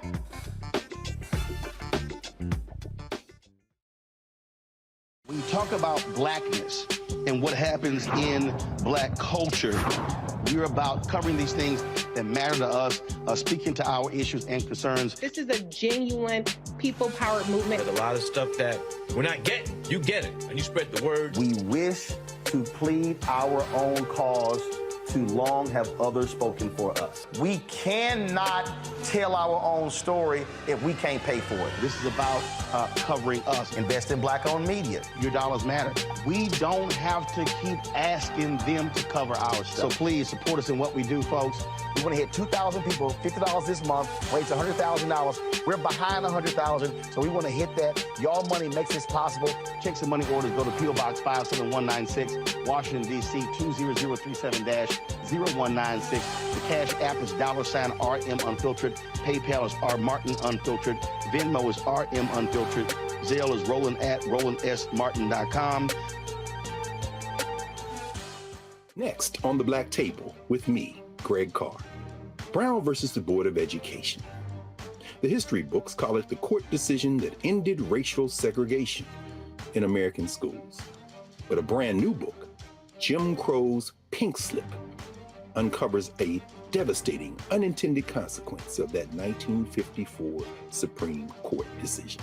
We may, if we were lucky, have been the very last generation of Black students to have experienced these generations of Black teachers who have never been replaced. Dr. Leslie Fenwick joins us to talk about her book and the actions following that landmark decision that dealt a virtual death blow to Black educators. That's next on the Black Table, right here on the Black Star Network. Hello, I'm Paula J. Parker. Truly proud on the Proud Family. I am Tommy Davidson. I play Oscar on Proud Family, Louder and Prouder. Hi, I'm Jo Marie Payton, voice of Sugar Mama on Disney's Louder and Prouder, Disney Plus. And I'm with Roland Martin on Unfiltered.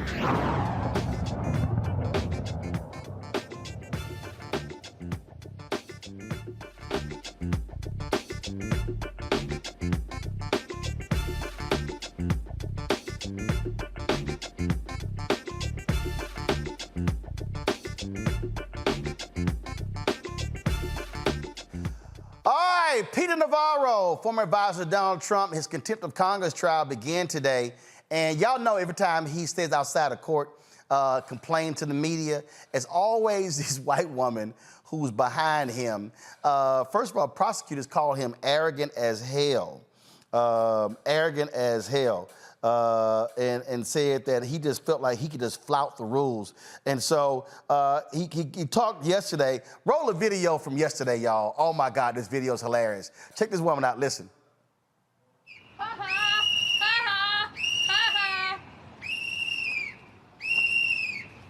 Witness stand is inside. Thank you.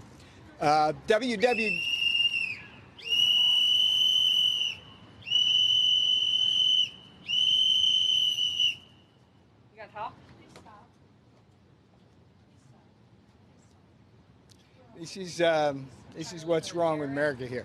www.defendpeter.com.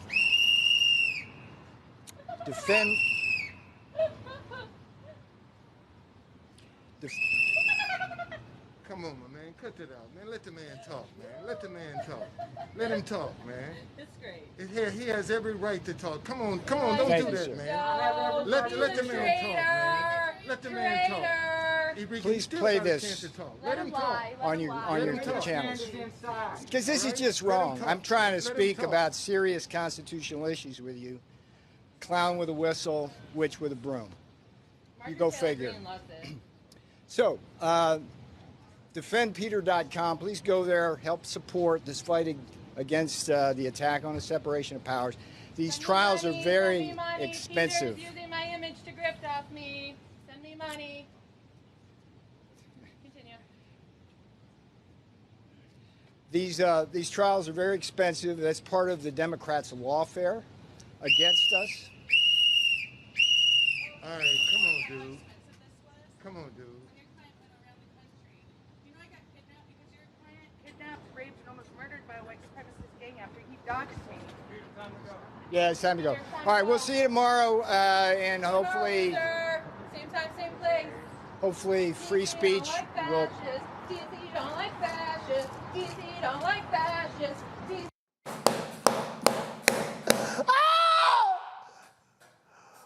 Love it! I love it! He's nuts. I love it!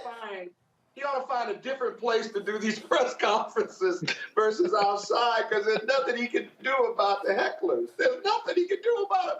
And it's just not funny. I actually kind of feel sorry for him. I don't feel sorry. Rebecca, I don't feel sorry for his. Rebecca, I don't feel. No, hell no. Rebecca, I don't feel sorry for his punk ass, because that's how he actually treated other people in the White House. That's how he treated people on television. He's getting a dose of his own medicine. Well, it just ain't right. It just ain't right, Roland. Look, I love it. I think she's using her powers for good. I mean, I want to see more white women allies like this actually using their potential Karen ways and do the right thing. I don't understand what that black guy was doing. He has a sign saying he's a truth conductor. I don't understand that. He could have just stayed out of the frame and just let this whole thing play out. I mean, I love it. Like even last week when she was talking about situational awareness, I've been here the entire time. You need to pay attention. Like I'm here for it. Robert, he cannot go. This is the First Amendment. She's practicing the same amendment. Was that black dude wearing the same outfit as Steven from the Django Unchained? Because I guarantee you, if you look back, that is the exact same outfit that Samuel Jackson was wearing in Django. Like, look at it. That is the Django outfit. He is out there to defend his man Peter, and he got the outfit on and the vest and everything. Look, the solution to this: have the press conference inside and just have it invite only. If you're gonna do it on a public street and the public airways, this woman has free speech. Just like you can't tell a cab to not drive by or someone not to honk a horn or a siren, you can't tell these people to be quiet. But I think that people need to understand that these people in the Trump orbit are millionaires and can't afford criminal defense in this country.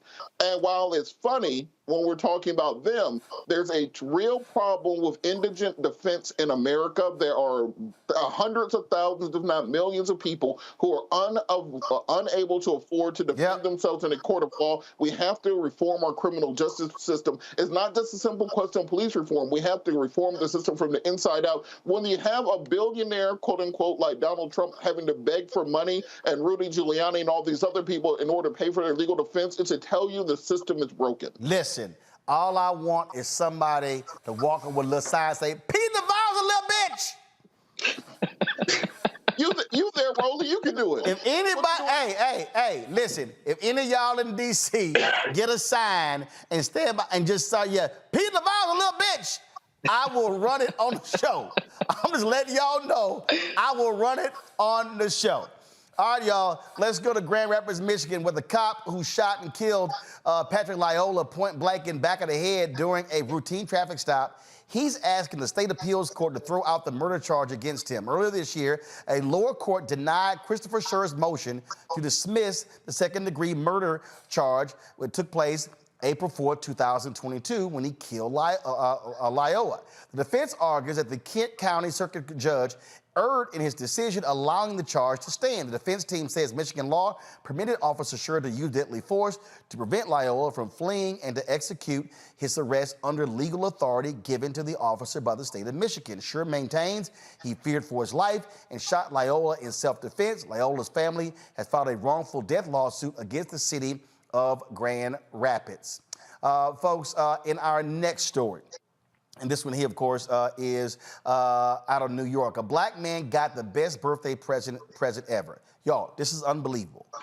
This man has been sitting in prison since 1975 when he was convicted of sexual assault. Now DNA has cleared Leonard Mack. Again, he was wrongfully convicted for rape, weapon possessions, making him the longest standing wrongful conviction in U.S. history. In May 1975, two teenage girls were attacked while walking home from school. One was raped, and the other found help at a nearby school and described the attacker as a black man in his 20s. Leonard matched the description. He was so overwhelmed with joy, he hugged the judge who exonerated him on his 72nd birthday. Literally, Robert, this man spent 47 years in prison for a crime he did not commit. And the worst part is he's not the only one. If you part of criminal defense practices, you go to jails, you go to prisons, and as you're talking to your clients, people try to stop you in the hallway. Everyone tries to plead their case to you and explain that they've been wrongfully convicted, and there's not enough resources available to be able to get these people out. And also, the system is not equipped to compensate people. How do you compensate somebody for a half century of their life being gone? How do you properly compensate people for losing, for not seeing their children grow, to seeing their families pass away while they're in custody for crimes they haven't committed? We have a problem in the criminal justice system here in America. This is an example of it. I was on Russian TV yesterday talking about this issue, that while we are going around the world spreading democracy, trying to set up court systems, accusing other people of war crimes, we have not yet cleaned up our own house here in America. And this, when we talk about creating this agenda for African Americans in this country for the 2024 election, that has to be on the agenda. Reforming this system. The Innocence Project can only do so much. Nonprofits can only do so much. We have to have a federal initiative in place to help exonerate many of these people and review these cases that sometimes are decades old. That's the only way we'll get justice for these individuals. Problem that we have, Rebecca, you've got these conservatives across the country who do not like these progressive DAs who create these units to re-examine old cases. Too often, you have these hardcore, hard political prosecutors who say, throw the key away, and we're not going to re-examine old cases. And we saw this happen with Craig Watkins in Texas. We saw this with Marilyn Mosby. We saw this happen in St. Louis with Kim Gardner. And these people say, oh, these are soft on the crime. No, they want to make sure that people were convicted, the right folks are in prison.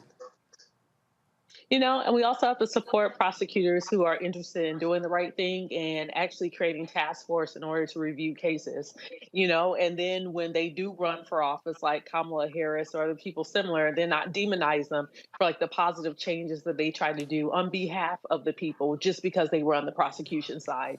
But this it's actually sad to watch because I think of that gentleman who is near my dad's age, and I think about just like all that life that he was deprived of living. I think about his family and friends who are deprived of living that particular life with him. And so while I am happy, but I'm also very sad that this is our system. And I don't even think it could be called a criminal justice system because I don't see the justice in our system. Indeed. Let's talk about Los Angeles, where a second former LA County Sheriff's deputy will plead guilty to violating a man's civil rights at a Compton skate park by improperly detaining him and then acting to cover up his actions. Miguel Angel Vega admitted he falsely imprisoned a 23-year-old skateboarder identified in court documents as J.A. in his patrol car, which crashed during a subsequent chase, injuring J.A. on April 13, 2020.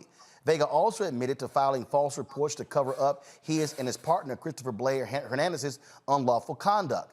Vega is expected to formally plead guilty next week to the one count of deprivation of rights under color of law and will face up to 10 years in federal prison. His partner Hernandez pleaded guilty to one count of conspiracy in July.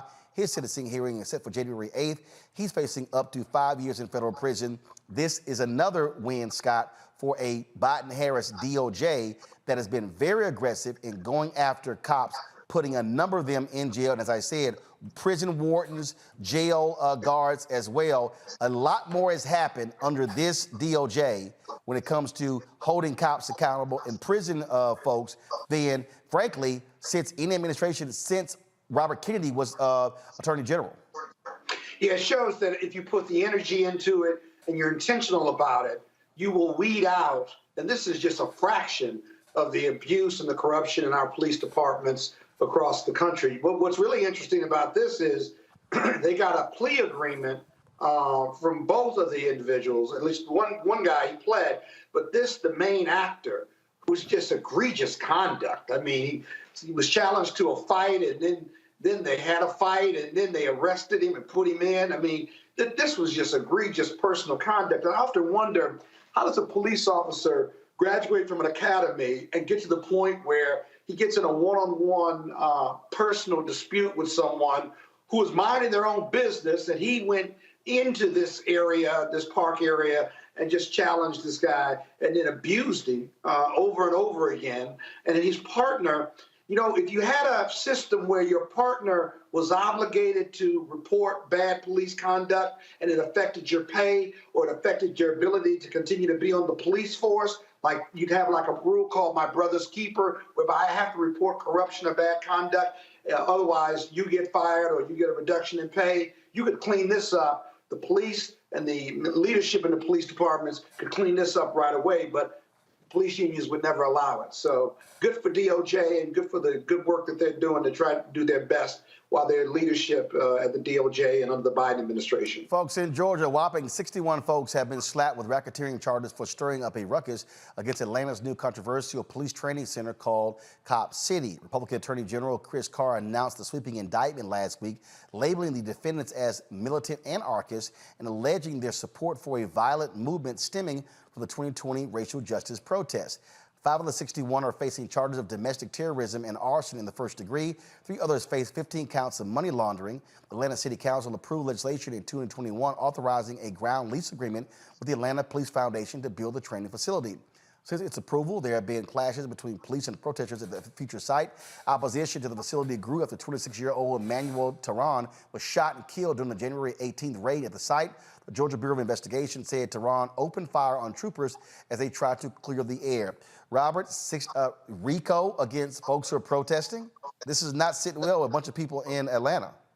Absolutely. Cop City's not sitting well with a bunch of people in Atlanta. This is something that was never brought to the people. It was passed in the dead of the night. We're going to see a lot of city council people lose their seats because of Cop City. And this happens again and again. Atlanta calls itself, this chocolate city, but at the end of the day, the moneyed special interest went out every time, whether it's putting a stadium on the location of historic black churches, whether it's where you build the Beltline at, or this Cop City situation here. And yes, most of the RICO charges are against people who are from out of state, who are part of these environmental groups, etc. But part of the problem, I know everyone are celebrating the Georgia RICO statute because that's what they're using to prosecute Trump, but it's one of the most expansive RICO statutes in the country. You can be charged with a Georgia RICO violation without ever entering the state, without ever talking to anybody in the state.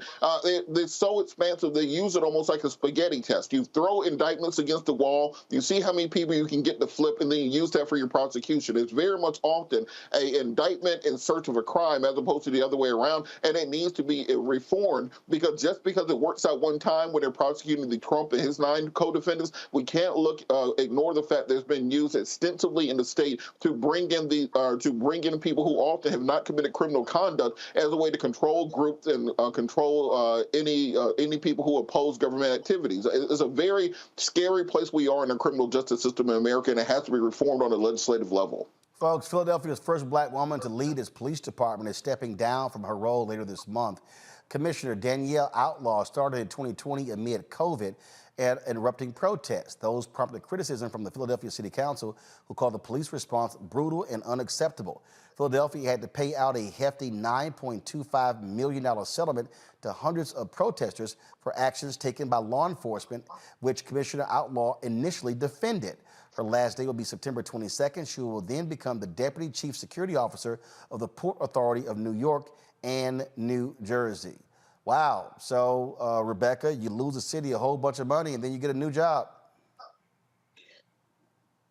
It seems to be a revolving door when it comes to law enforcement moving across the country. I think before she came from Portland, Oregon, and then right before the pandemic, she joined the Philadelphia police force with leading as commissioner. Good luck to her.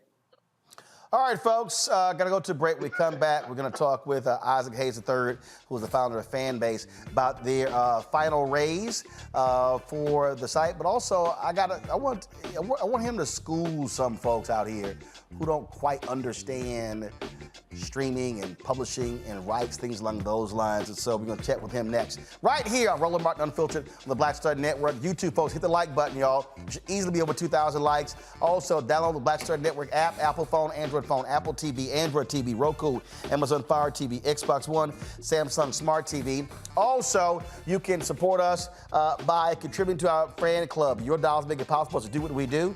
So your check and money order to P.O. Box 57196, Washington, D.C., 20037-0196. Cash App, $RM Unfiltered. PayPal, R Martin Unfiltered. Venmo is RM Unfiltered. Zelle, Roland at RolandSMartin.com, Roland at RolandMartinUnfiltered.com. And be sure to get a copy of my book, White Fear, How the Browning of America is Making White Folks Lose Their Minds. Back in a moment. Next on The Frequency with me, Dee Barnes, we're going to talk to Leslie Segar, a.k.a. Big Les, and talk about her incredible career as a dancer, choreographer, and VJ of Rap City. Magic Johnson was there, so half the NBA was there. Iman the supermodel, so all the supermodels were there every day. Actors, right. Like it was a who's who of who's who. Right here on The Frequency in the Black Star Network. On the next Get Wealthy with me, Deborah Owens, America's Wealth Coach, Black women are starting businesses at the fastest rate than any other segment. However, finding the funding to build them is challenging. On our next Get Wealthy, we're going to talk with author Catherine Finney, who wrote the book, Build the Damn Thing, and she's going to be sharing exactly what we need to do to achieve success in spite of the odds. As an entrepreneur of color, it's first, building your personal advisory board. I think that's one of the things that's helped me the most. The personal advisory board are the people who are in the business of you. you personally and want to see you succeed. That's right here on Get Wealthy, only on Black Star Network.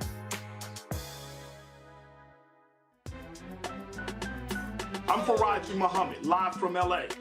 And this is The Culture. The Culture is a two-way conversation. You and me. We talk about the stories, politics, the good, the bad, and the downright ugly. So join our community every day at 3 p.m. Eastern and let your voice be heard. Hey, we're all in this together. So let's talk about it and see what kind of trouble we can get into. It's The Culture, weekdays at 3, only on the Black Star Network. What's up, everybody? It's your girl, Latasha from the A. And you're watching Roland Martin Unfiltered.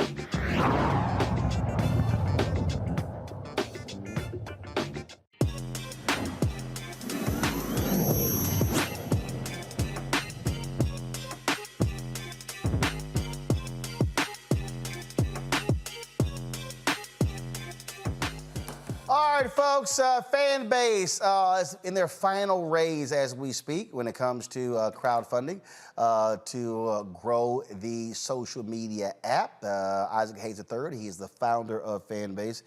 He joins us right now. Isaac, glad to have you. All right, how much you got left to raise, Isaac? We have about 1.5 million left to raise. We just crossed $3.65 million, which is huge. So basically, if 2,500 people invest $600 today, the raise will close. That's really, you know, the best way to put it. Investing in Fanbase has really been an enormous success. I've done 3 of these raises. We've raised over $9.3 million. This is the last seed round I'm doing before we go to Series A, because the company's about to go to another level.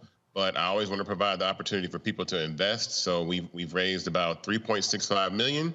And the minimum to invest is $245. So once we get to 5 million, it's a wrap. It's over with.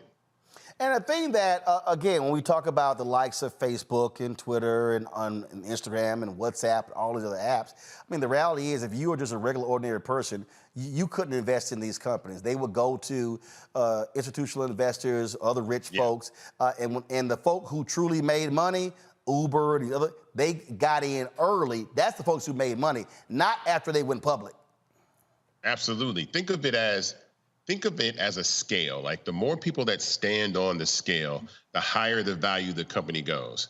And so when it comes to social media, right? So you as a user or an investor have the ability to increase the value of Fanbase by simply using it. So I always say all the time, you should own part of the companies that you're using. These platforms are worth $200 billion. $300 billion, $500 billion with a B, $500 billion with a B. And there are a lot of wealthy people that own part of these companies, but yet, you know, especially kids in the Black community is what makes these platforms extremely valuable. But that wealth never goes into the pockets of the people that actually make the platforms what they are. It never does. And so when we talk about, again, how the site has grown, you launched it when? So I built Fanbase in all of 2018, launched in 2019, but I didn't raise capital till November 2020. So we're about almost 3 solid years of operating, and I count us really raising our first round in November and then going into 2021 with capital as when the platform really got its wings. Up until then, I was paying for it out of my own pocket. Like I had spent my own money to build it, but it was a learning process that I think worked out well because it brought me to equity crowdfunding. And so we started with 10,000 users at that time. When I started my raise, now Fanbase has over 430,000 users. We're in 212 countries, including, and 212 countries on 7 continents, including Antarctica, which I joke about. And so we have a large user base that is international, all over the country, Africa. And so, again, this is a global platform for people to actually monetize their content, but actually post content for free if they want to. So it's a lot of new functionality and features we're adding. Roland, you're gonna love something we just added. Actually, we launched on Monday, which was actually Fanbase Plus on web. So think of Fanbase Plus on web as like your Netflix or your YouTube, where you can actually post up to 2 hours worth of content behind a paywall. And now people can subscribe either on their phone or they can actually subscribe on their desktop computer. So when you think of people being able to monetize podcasts, reality shows, talk shows, content creators, cooking, all these things. This is a place that we want to really make open and free for everybody to just have a direct way for people to monetize their content, similar to what you're doing with your platform, but we're giving it to the world. We want everybody to be able to do exactly what you do. So monetize on the front end and then actually own part of the company on the back end. Absolutely. Let's see here. Questions from our panelists. Scott, go. Yeah, hey, been on the show a couple of times, seen your interviews and stuff. Once you get to the 1.5 million, will it be another round or do you just keep growing? I mean, what's the end game here? Or is there an end game for that matter? Yeah, so the end game is a Series A round. And so really what you have to do with companies like this is they have to reach escape velocity growth. We've been able to build Fanbase, but after we do this last round, we're going to do something called a Series A round. And a Series A round is where you raise like a huge amount of capital because you have to spend money. And I understand that, you know, $5 million is a lot of money, but compared to what platforms like TikTok and Instagram and Facebook spend, they probably spend that every day, right? So we have to take capital to be able to run this company, but actually be able to hire more employees, C-suite executives, expand our development team, expand our marketing team, because without that capital to really grow, it makes it harder for us to continue to scale. You can always have a moment where you go viral and you grow, but we really want to make sure that we close this round so we go to Series A, and that's when you start looking at institutional investors and accredited investors and VCs and stuff like that come in and start to invest. So it's not so much just the general public having an opportunity to invest, but now the people that typically invest in companies to make them grow faster and larger, that's when those people come in on a Series A round. So that's escape velocity. Yeah, thank you. Rebecca. Hey, it's good to see you again. Is crowdfunding the future for how Black businesses seek capital? I think so, absolutely. With what's going on with Arian Simone and Fearless Fund, I think the way that we fund our businesses through equity crowdfunding is very disruptive. And the reason why is because now we can fund our own products, right? We can fund our own businesses that we have equity in. Since I've started raising capital on Start Engine, I've recommended 3 other startups that have gone on to raise $1 million themselves, and another one that is launching soon. One of them is called the Black Bread Company. If people don't know, there's only one Black-owned bread company in your country. We had him on the show. Exactly. And so I recommended Charles Alexander and those guys to Start Engine. They raised $1 million on Start Engine, and I invested in the Black Bread Company, and then I buy Black Bread Company bread. So imagine that we're able to own part of social media platforms, food products, any kind of business that you can think of. Equity crowdfunding is extremely disruptive because accredited investors are the only ones that have been able to invest in these early stage companies. An accredited investor, for everybody out there listening, is just AKA rich people, right? Rich people from 1932. So I don't care if you were Black, white, whoever, if you did not make over $200,000 a year for 2 years in a row, which is like less than 1% of Americans, or have a net worth of $1 million minus your house, then it was illegal for you to invest in a Facebook and Apple and Instagram and Uber. It was illegal. That sounds crazy to me because we all could go to Vegas right now, put $5,000 on the crap table. That's not illegal. We could all go buy $5,000 worth of lottery tickets. That's not illegal. But Orrin Michaels can put $5,000 into Uber, and then 9 years later, it'd be worth $24 million. How come we couldn't do that? So equity crowdfunding gives everybody a seat at the table, and especially in platforms like tech with AI, like we're rolling out AI into our new algorithm, stuff like that. Like owning part, I'll tell you like this, I feel that investing in tech startups like this is actually a better investment than like crypto or NFTs, because it's also an asset that you can actually add value to. Like you can control the value of that. You can't control what Bitcoin does, right? But you can control how valuable Fanbase is or any company that you invest in by telling people to use the product or being supporters or users of it. Robert.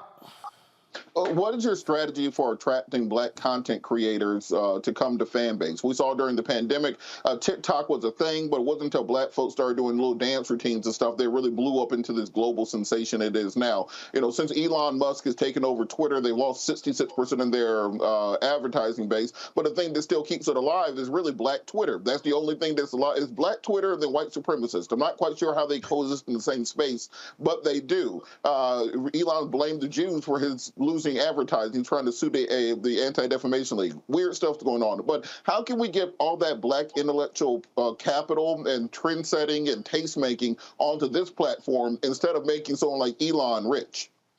Well, there are two things that we have to do. One, I think, is if you want to do it that way, we have to be intentional. You literally have to say, hey, I'm going to start using this platform along all the other platforms. I tell everybody, don't get rid of any of your other social media platforms, but start using Fanbase, add it to the queue. And I know that's a little, it might be a little uncomfortable or irritable, but this one matters because Fanbase is the most successful Black-owned startup, social media startup, since Black Planet, which was 2000, right?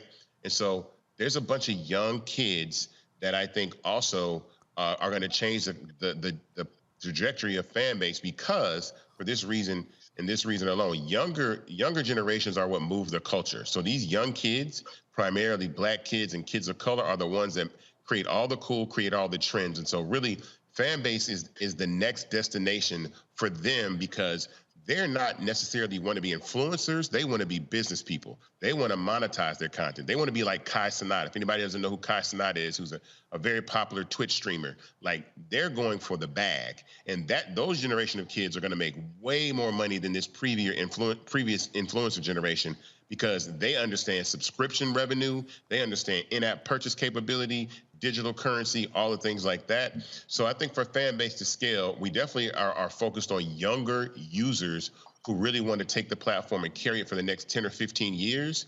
And then the overall community of people in general, especially people of color, that just say, hey, look, our value in these platforms is where we can see growth in our pockets by investing and being part of it today. Real quick thing, there's a part of Fanbase that we have called Fanbase Audio, which is very similar to Clubhouse. And Clubhouse made a really big change today. They changed the app and everybody's complaining. And then I got called into a room. They're like, we're moving to Fanbase. And I'm like, well, you could have moved to Fanbase a long time ago. And I wasn't saying that to say bad, but I'm saying all these years that you've been here, they haven't provided any opportunity for you to monetize.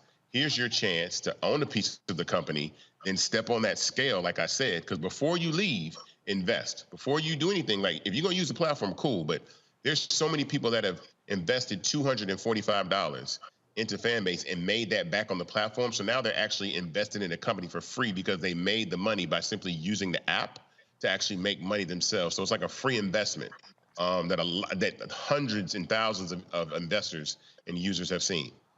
And a whole bunch of us are using Instagram, Facebook, Twitter, putting all our content there, and we ain't making no money. We're making them rich.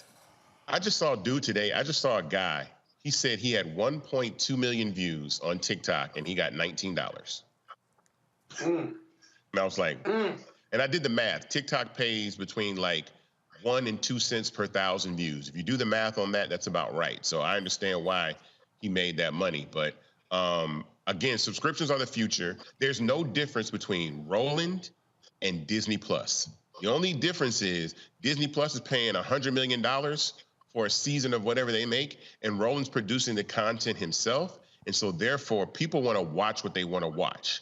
So there's no difference. So what I'm saying is the future is democratization of content distribution. So everybody's going to be their own channel. That's the future. It's not going to be we're going to Netflix and Disney Plus. It's going to be we're going to Roland Martin. We're going to Fanbase. We're going to this artist, this economic advisor, this entertainer to receive our content and subscribe the same way, not for hundreds of dollars a month, but $5 a month. Well, it's $9 a month. Yeah, it's like that's the future. It's like one of the reasons I tell people. I've had people say, "Oh man, you know," I had this guy who was like, "Well, you know, you ain't making nothing on YouTube." I was like, "Actually, you're lying."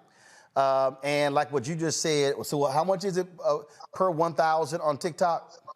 Probably about between 1 and 2 cents per 1,000 views. So per 1,000 views on TikTok, 1 and 2 cents. I just checked for our 28-day average. The revenue for every 1,000 views on YouTube is $9.64. So yeah. I'm like, y'all, it comes down to the money. And what Fanbase allows is for if you have 10, 20, 30, 50,000, 100,000 fans, you take a Country Wayne, okay, who had a deal with Facebook, now he's back on Instagram, he's also been on YouTube. The reality is, if his fans say, hey, I love this video, boom, I'm gonna give you some hearts, Again, he's making money from that. The reality is it's a bunch of people right now. They are posting stuff every day, multiple times a day. They're posting stories, posting reels, and they're making zero. Zero. And and what it is you're creating content for the platform to run ads in between. So every time you post something, they run an ad behind it. So you don't even get really any of that ad revenue. Some of the creators do, but the overall general public, the 2 billion monthly active users on Instagram, don't get any of that money. So what I'm saying is, for what we do on Fanbase is everybody is a business. My definition of a business is the ability to receive income for a service or a product that you provide. That means by default, every single person that has a Fanbase page has the ability to receive income for the content that they create. There's nobody that's not a business on Fanbase. There's nobody stopping anybody from the other 212 countries from clicking a couple buttons and saying, I'm subscribing to you for $2.99, $4.99, $9.99, $19.99 a month, right? And then you get 50% of that revenue, and then you can build a business off that. I'll simply say this, 5,000 people paying you $2.50 a month is $12,500 a month. That's $150,000 a year. That's more than 97% of Americans make.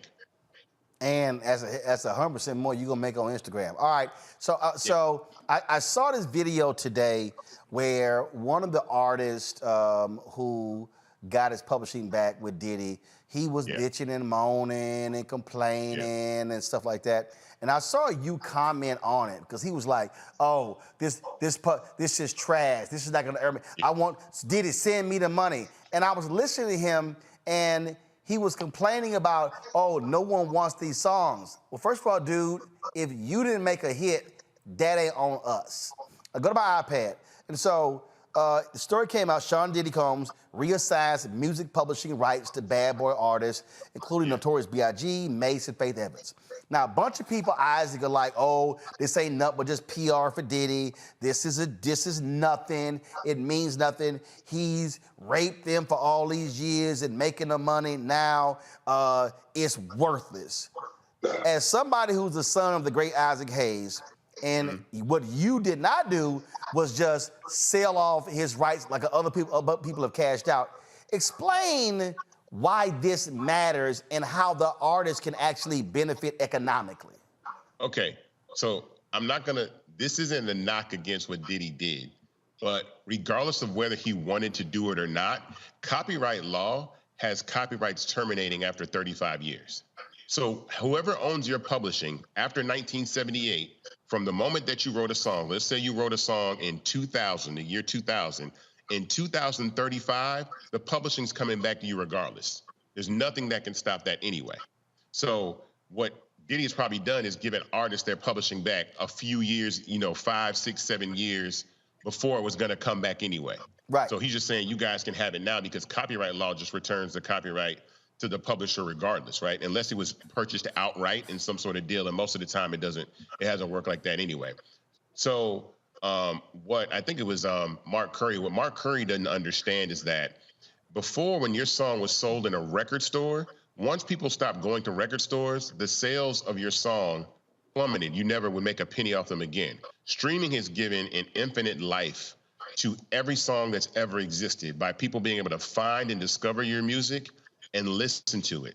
So you see songs from 10, 15 years ago, like Sure Thing by Miguel, going viral. That song came out in 2009.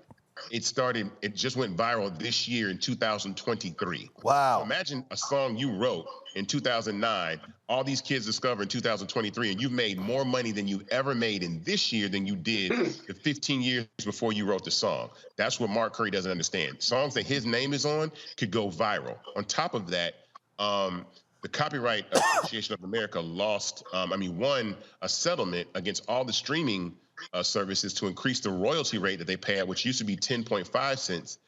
By the time it's 2027, it'll be 15.35% of streaming. So that's like a 65% increase in royalties. So if you made $1, right, off streaming, by 2027, you'll make $1.50. So if you make $1 million, you're gonna make $1.5 million. If you make, 10 million, you'll make 15 million. So it's an enormous increase.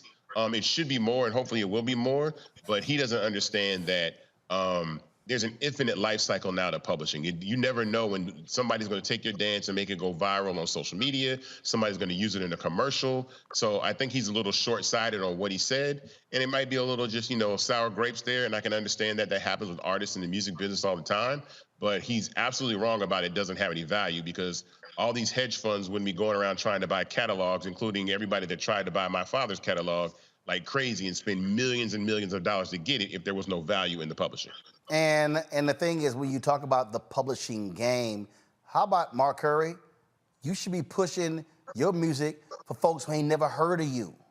Because they might go, yo, I like that. I mean, you're absolutely right. The other day, I was sitting here, I heard a song. I don't know where in the hell I was. And again, I hear music all the time. I hear music in the store, in the mall. I might hear it in a commercial. I think I looked it up, and I was like, yo, that came out in '93? And here I am playing it over and over and over again on Apple Music. Shazam. Shazam is what does it. It's the ability to, so music is now like, it's infinite, because the only way I could discover an old song is I'd have to go to the mom and pop store, dig through the crates, pull it out, put up, you know what I'm saying, find the CD or the 8-track or whatever, or the record, and listen to it. Now all I can do is click a button and type a name in.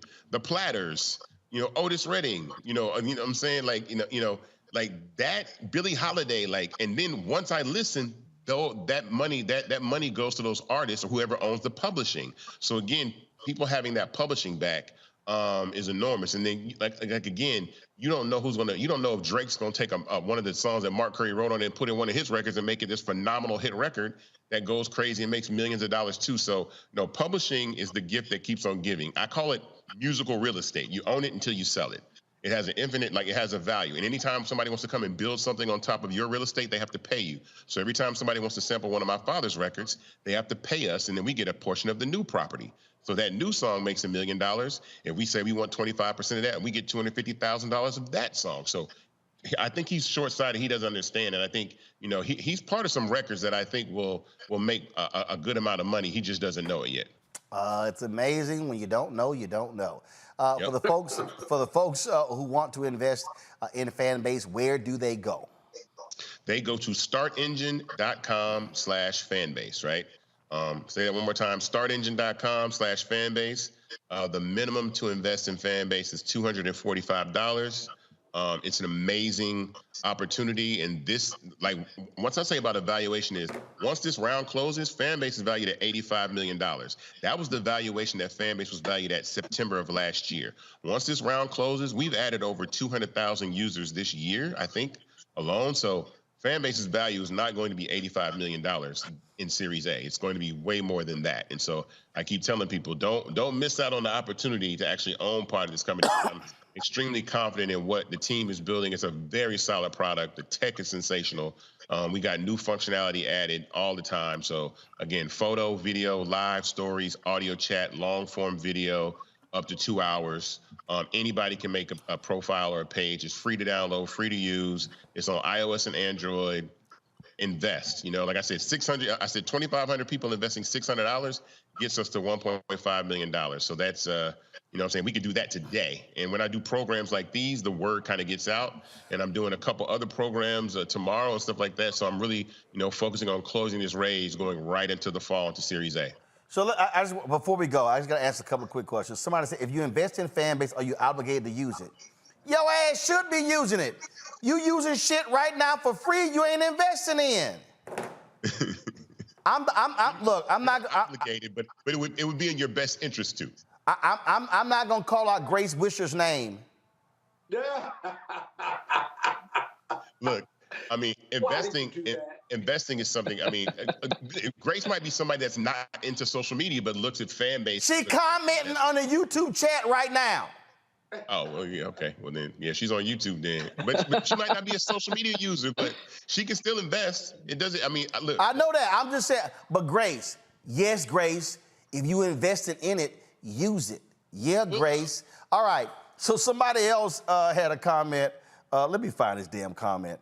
They like, oh, I ain't gonna get called out right now. And so it was another question about, okay. Folks, somebody said, if I invest, how long will it take before I get my money back? Folks, you're making an investment. There's no guarantee you're getting your money back. But here's the key. You want this, you're taking a risk, but you want it to mature. And so that the people who bought Apple stock early and held onto it, people who bought Nike stock, they worth a whole lot because they didn't sell it and get rid of it. And one of the mistakes historically, Isaac, that African Americans have made, a lot of people don't know that John H. Johnson had the cable rights in Chicago. Percy Sutton had the cable rights in New York City. They sold those franchises early. Had they held on, had Percy Sutton or John H. Johnson said, you know what, let's build it from here, they could be today's Comcast. Oh, yeah. Or Spectrum. So we just got to understand, is that all? You got to think long term. Final comment, go ahead. Well, I mean, yeah, investing is a long-term game, especially in seed stage startups. I think the people that bought Apple stock, they still probably have their stock. Even if they sell some of it, let's say you had $100,000 worth of stock or $5,000 worth of stock in the 80s, and now it's worth $50 million. Okay, I'm going to sell $2 million of it and put that in my pocket. I still got $48 million worth of wealth. I think people don't understand how the game works. And that's why I really love equity crowdfunding, because it gives people a seat at the table that they never considered. They don't want you in the room. They don't want you to own part of Instagram and Uber and stuff like that, because the rich opportunities are usually left for the wealthy. This is an everyman's game. You know, equity crowdfunding is an everyman's opportunity.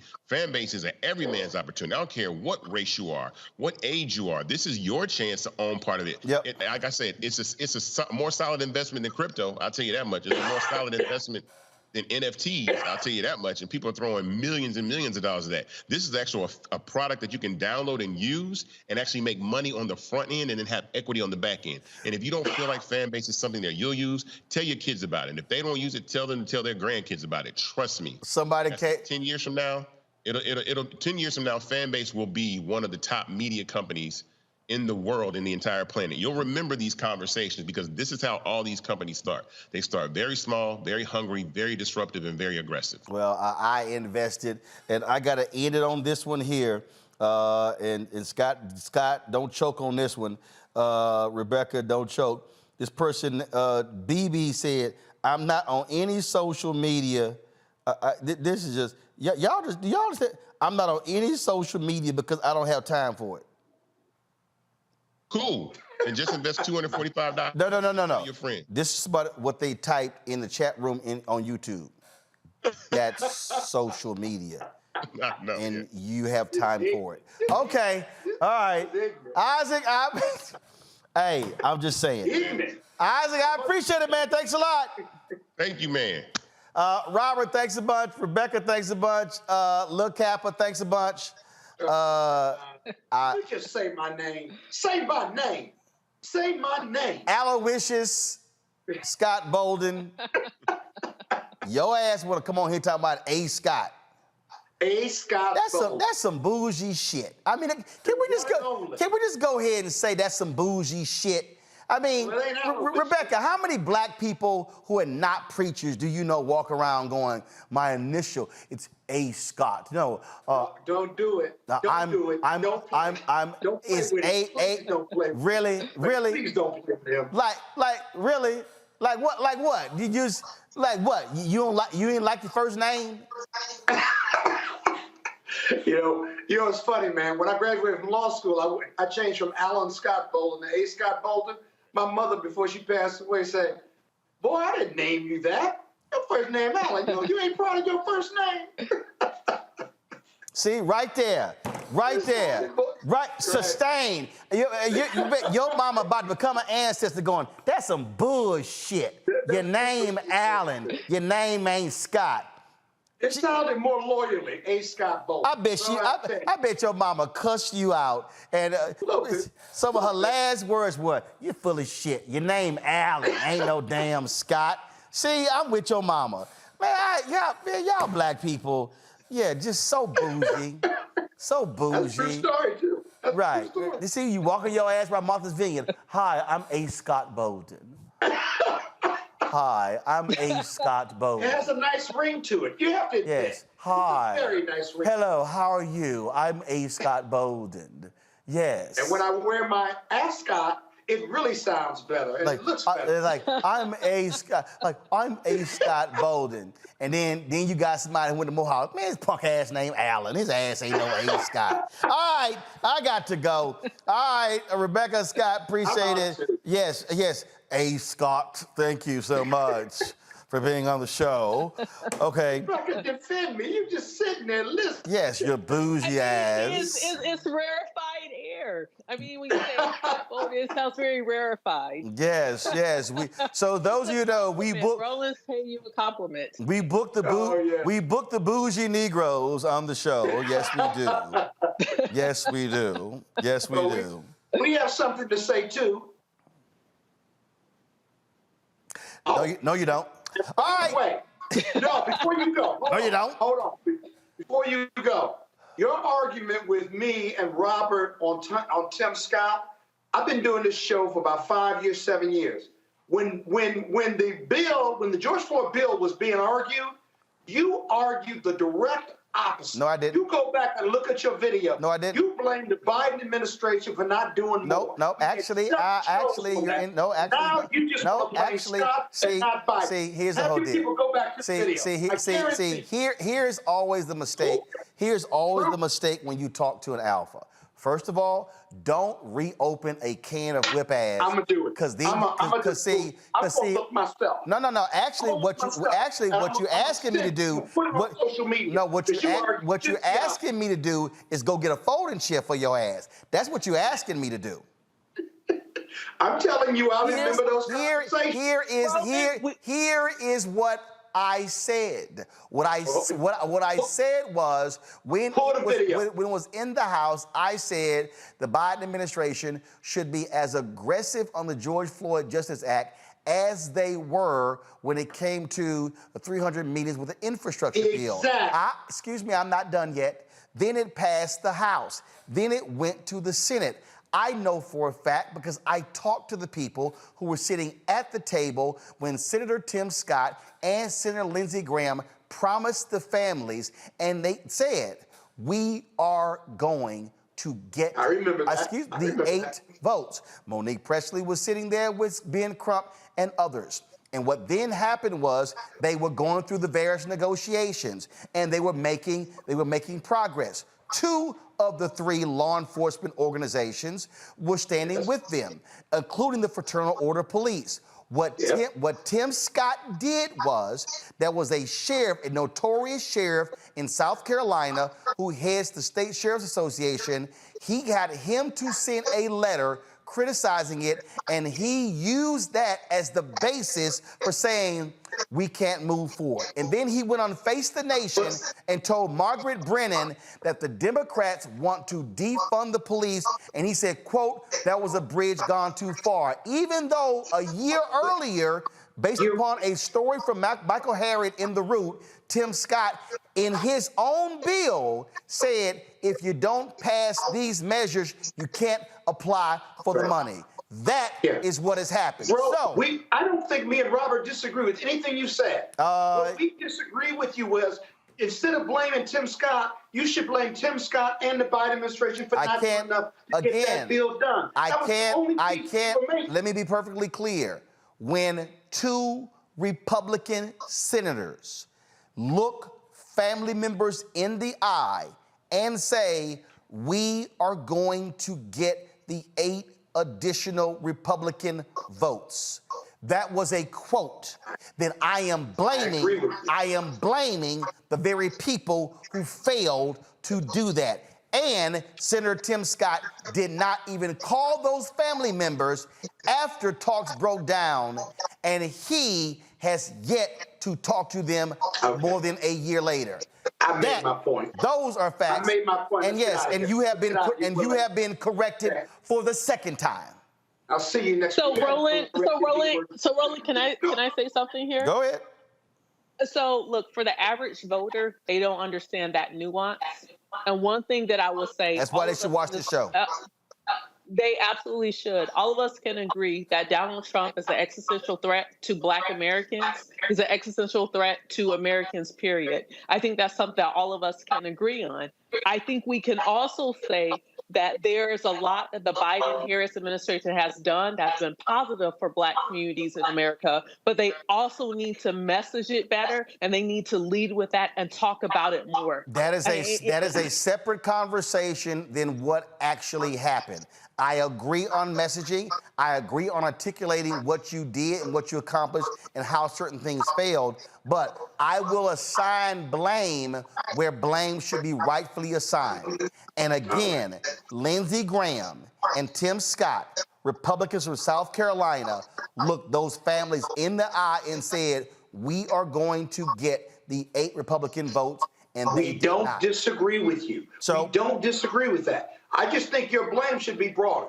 But anyway, let's get out of here. It's time for you to say and to clarify, 60 is needed to end debate, i.e. to bring about closure, and you only need 50 plus 1 to actually pass a bill into law. So I just want to clarify that. And you need 50 plus 1, and when you have Cinnamon and Manchin standing there, you only got 48. Facts. Okay. All right. Got it. There you Got go. it. So you got schooled twice, Scott. All right, folks, that's it. Folks, if you have hit the like button on YouTube, do so. Please do so. Also, support us in what we do. Download the Black Star Network app, Apple phone, Android phone, Apple TV, Android TV, Roku, Amazon Fire TV, Xbox One, Samsung Smart TV. You, of course, also can support us with your contributions by joining our Breen and Funk fan club. Send a check and money order to P.O. Box 57196, Washington, D.C. 20037-0196. Cash out, $RM Unfiltered, PayPal R Martin Unfiltered. Venmo is RM Unfiltered. Zelle, Roland at RolandSMartin.com, Roland at RolandMartinUnfiltered.com. And get a copy of my book, White Fear, How the Brownie of America is Making White Folks Lose Their Minds. Download the audio version on Audible. Get your copy on Amazon, Barnes & Noble, Books A Million, Target. Folks, that's it. That's it. I'll see you tomorrow right here on Roland Martin Unfiltered on the Black Star Network. Holla!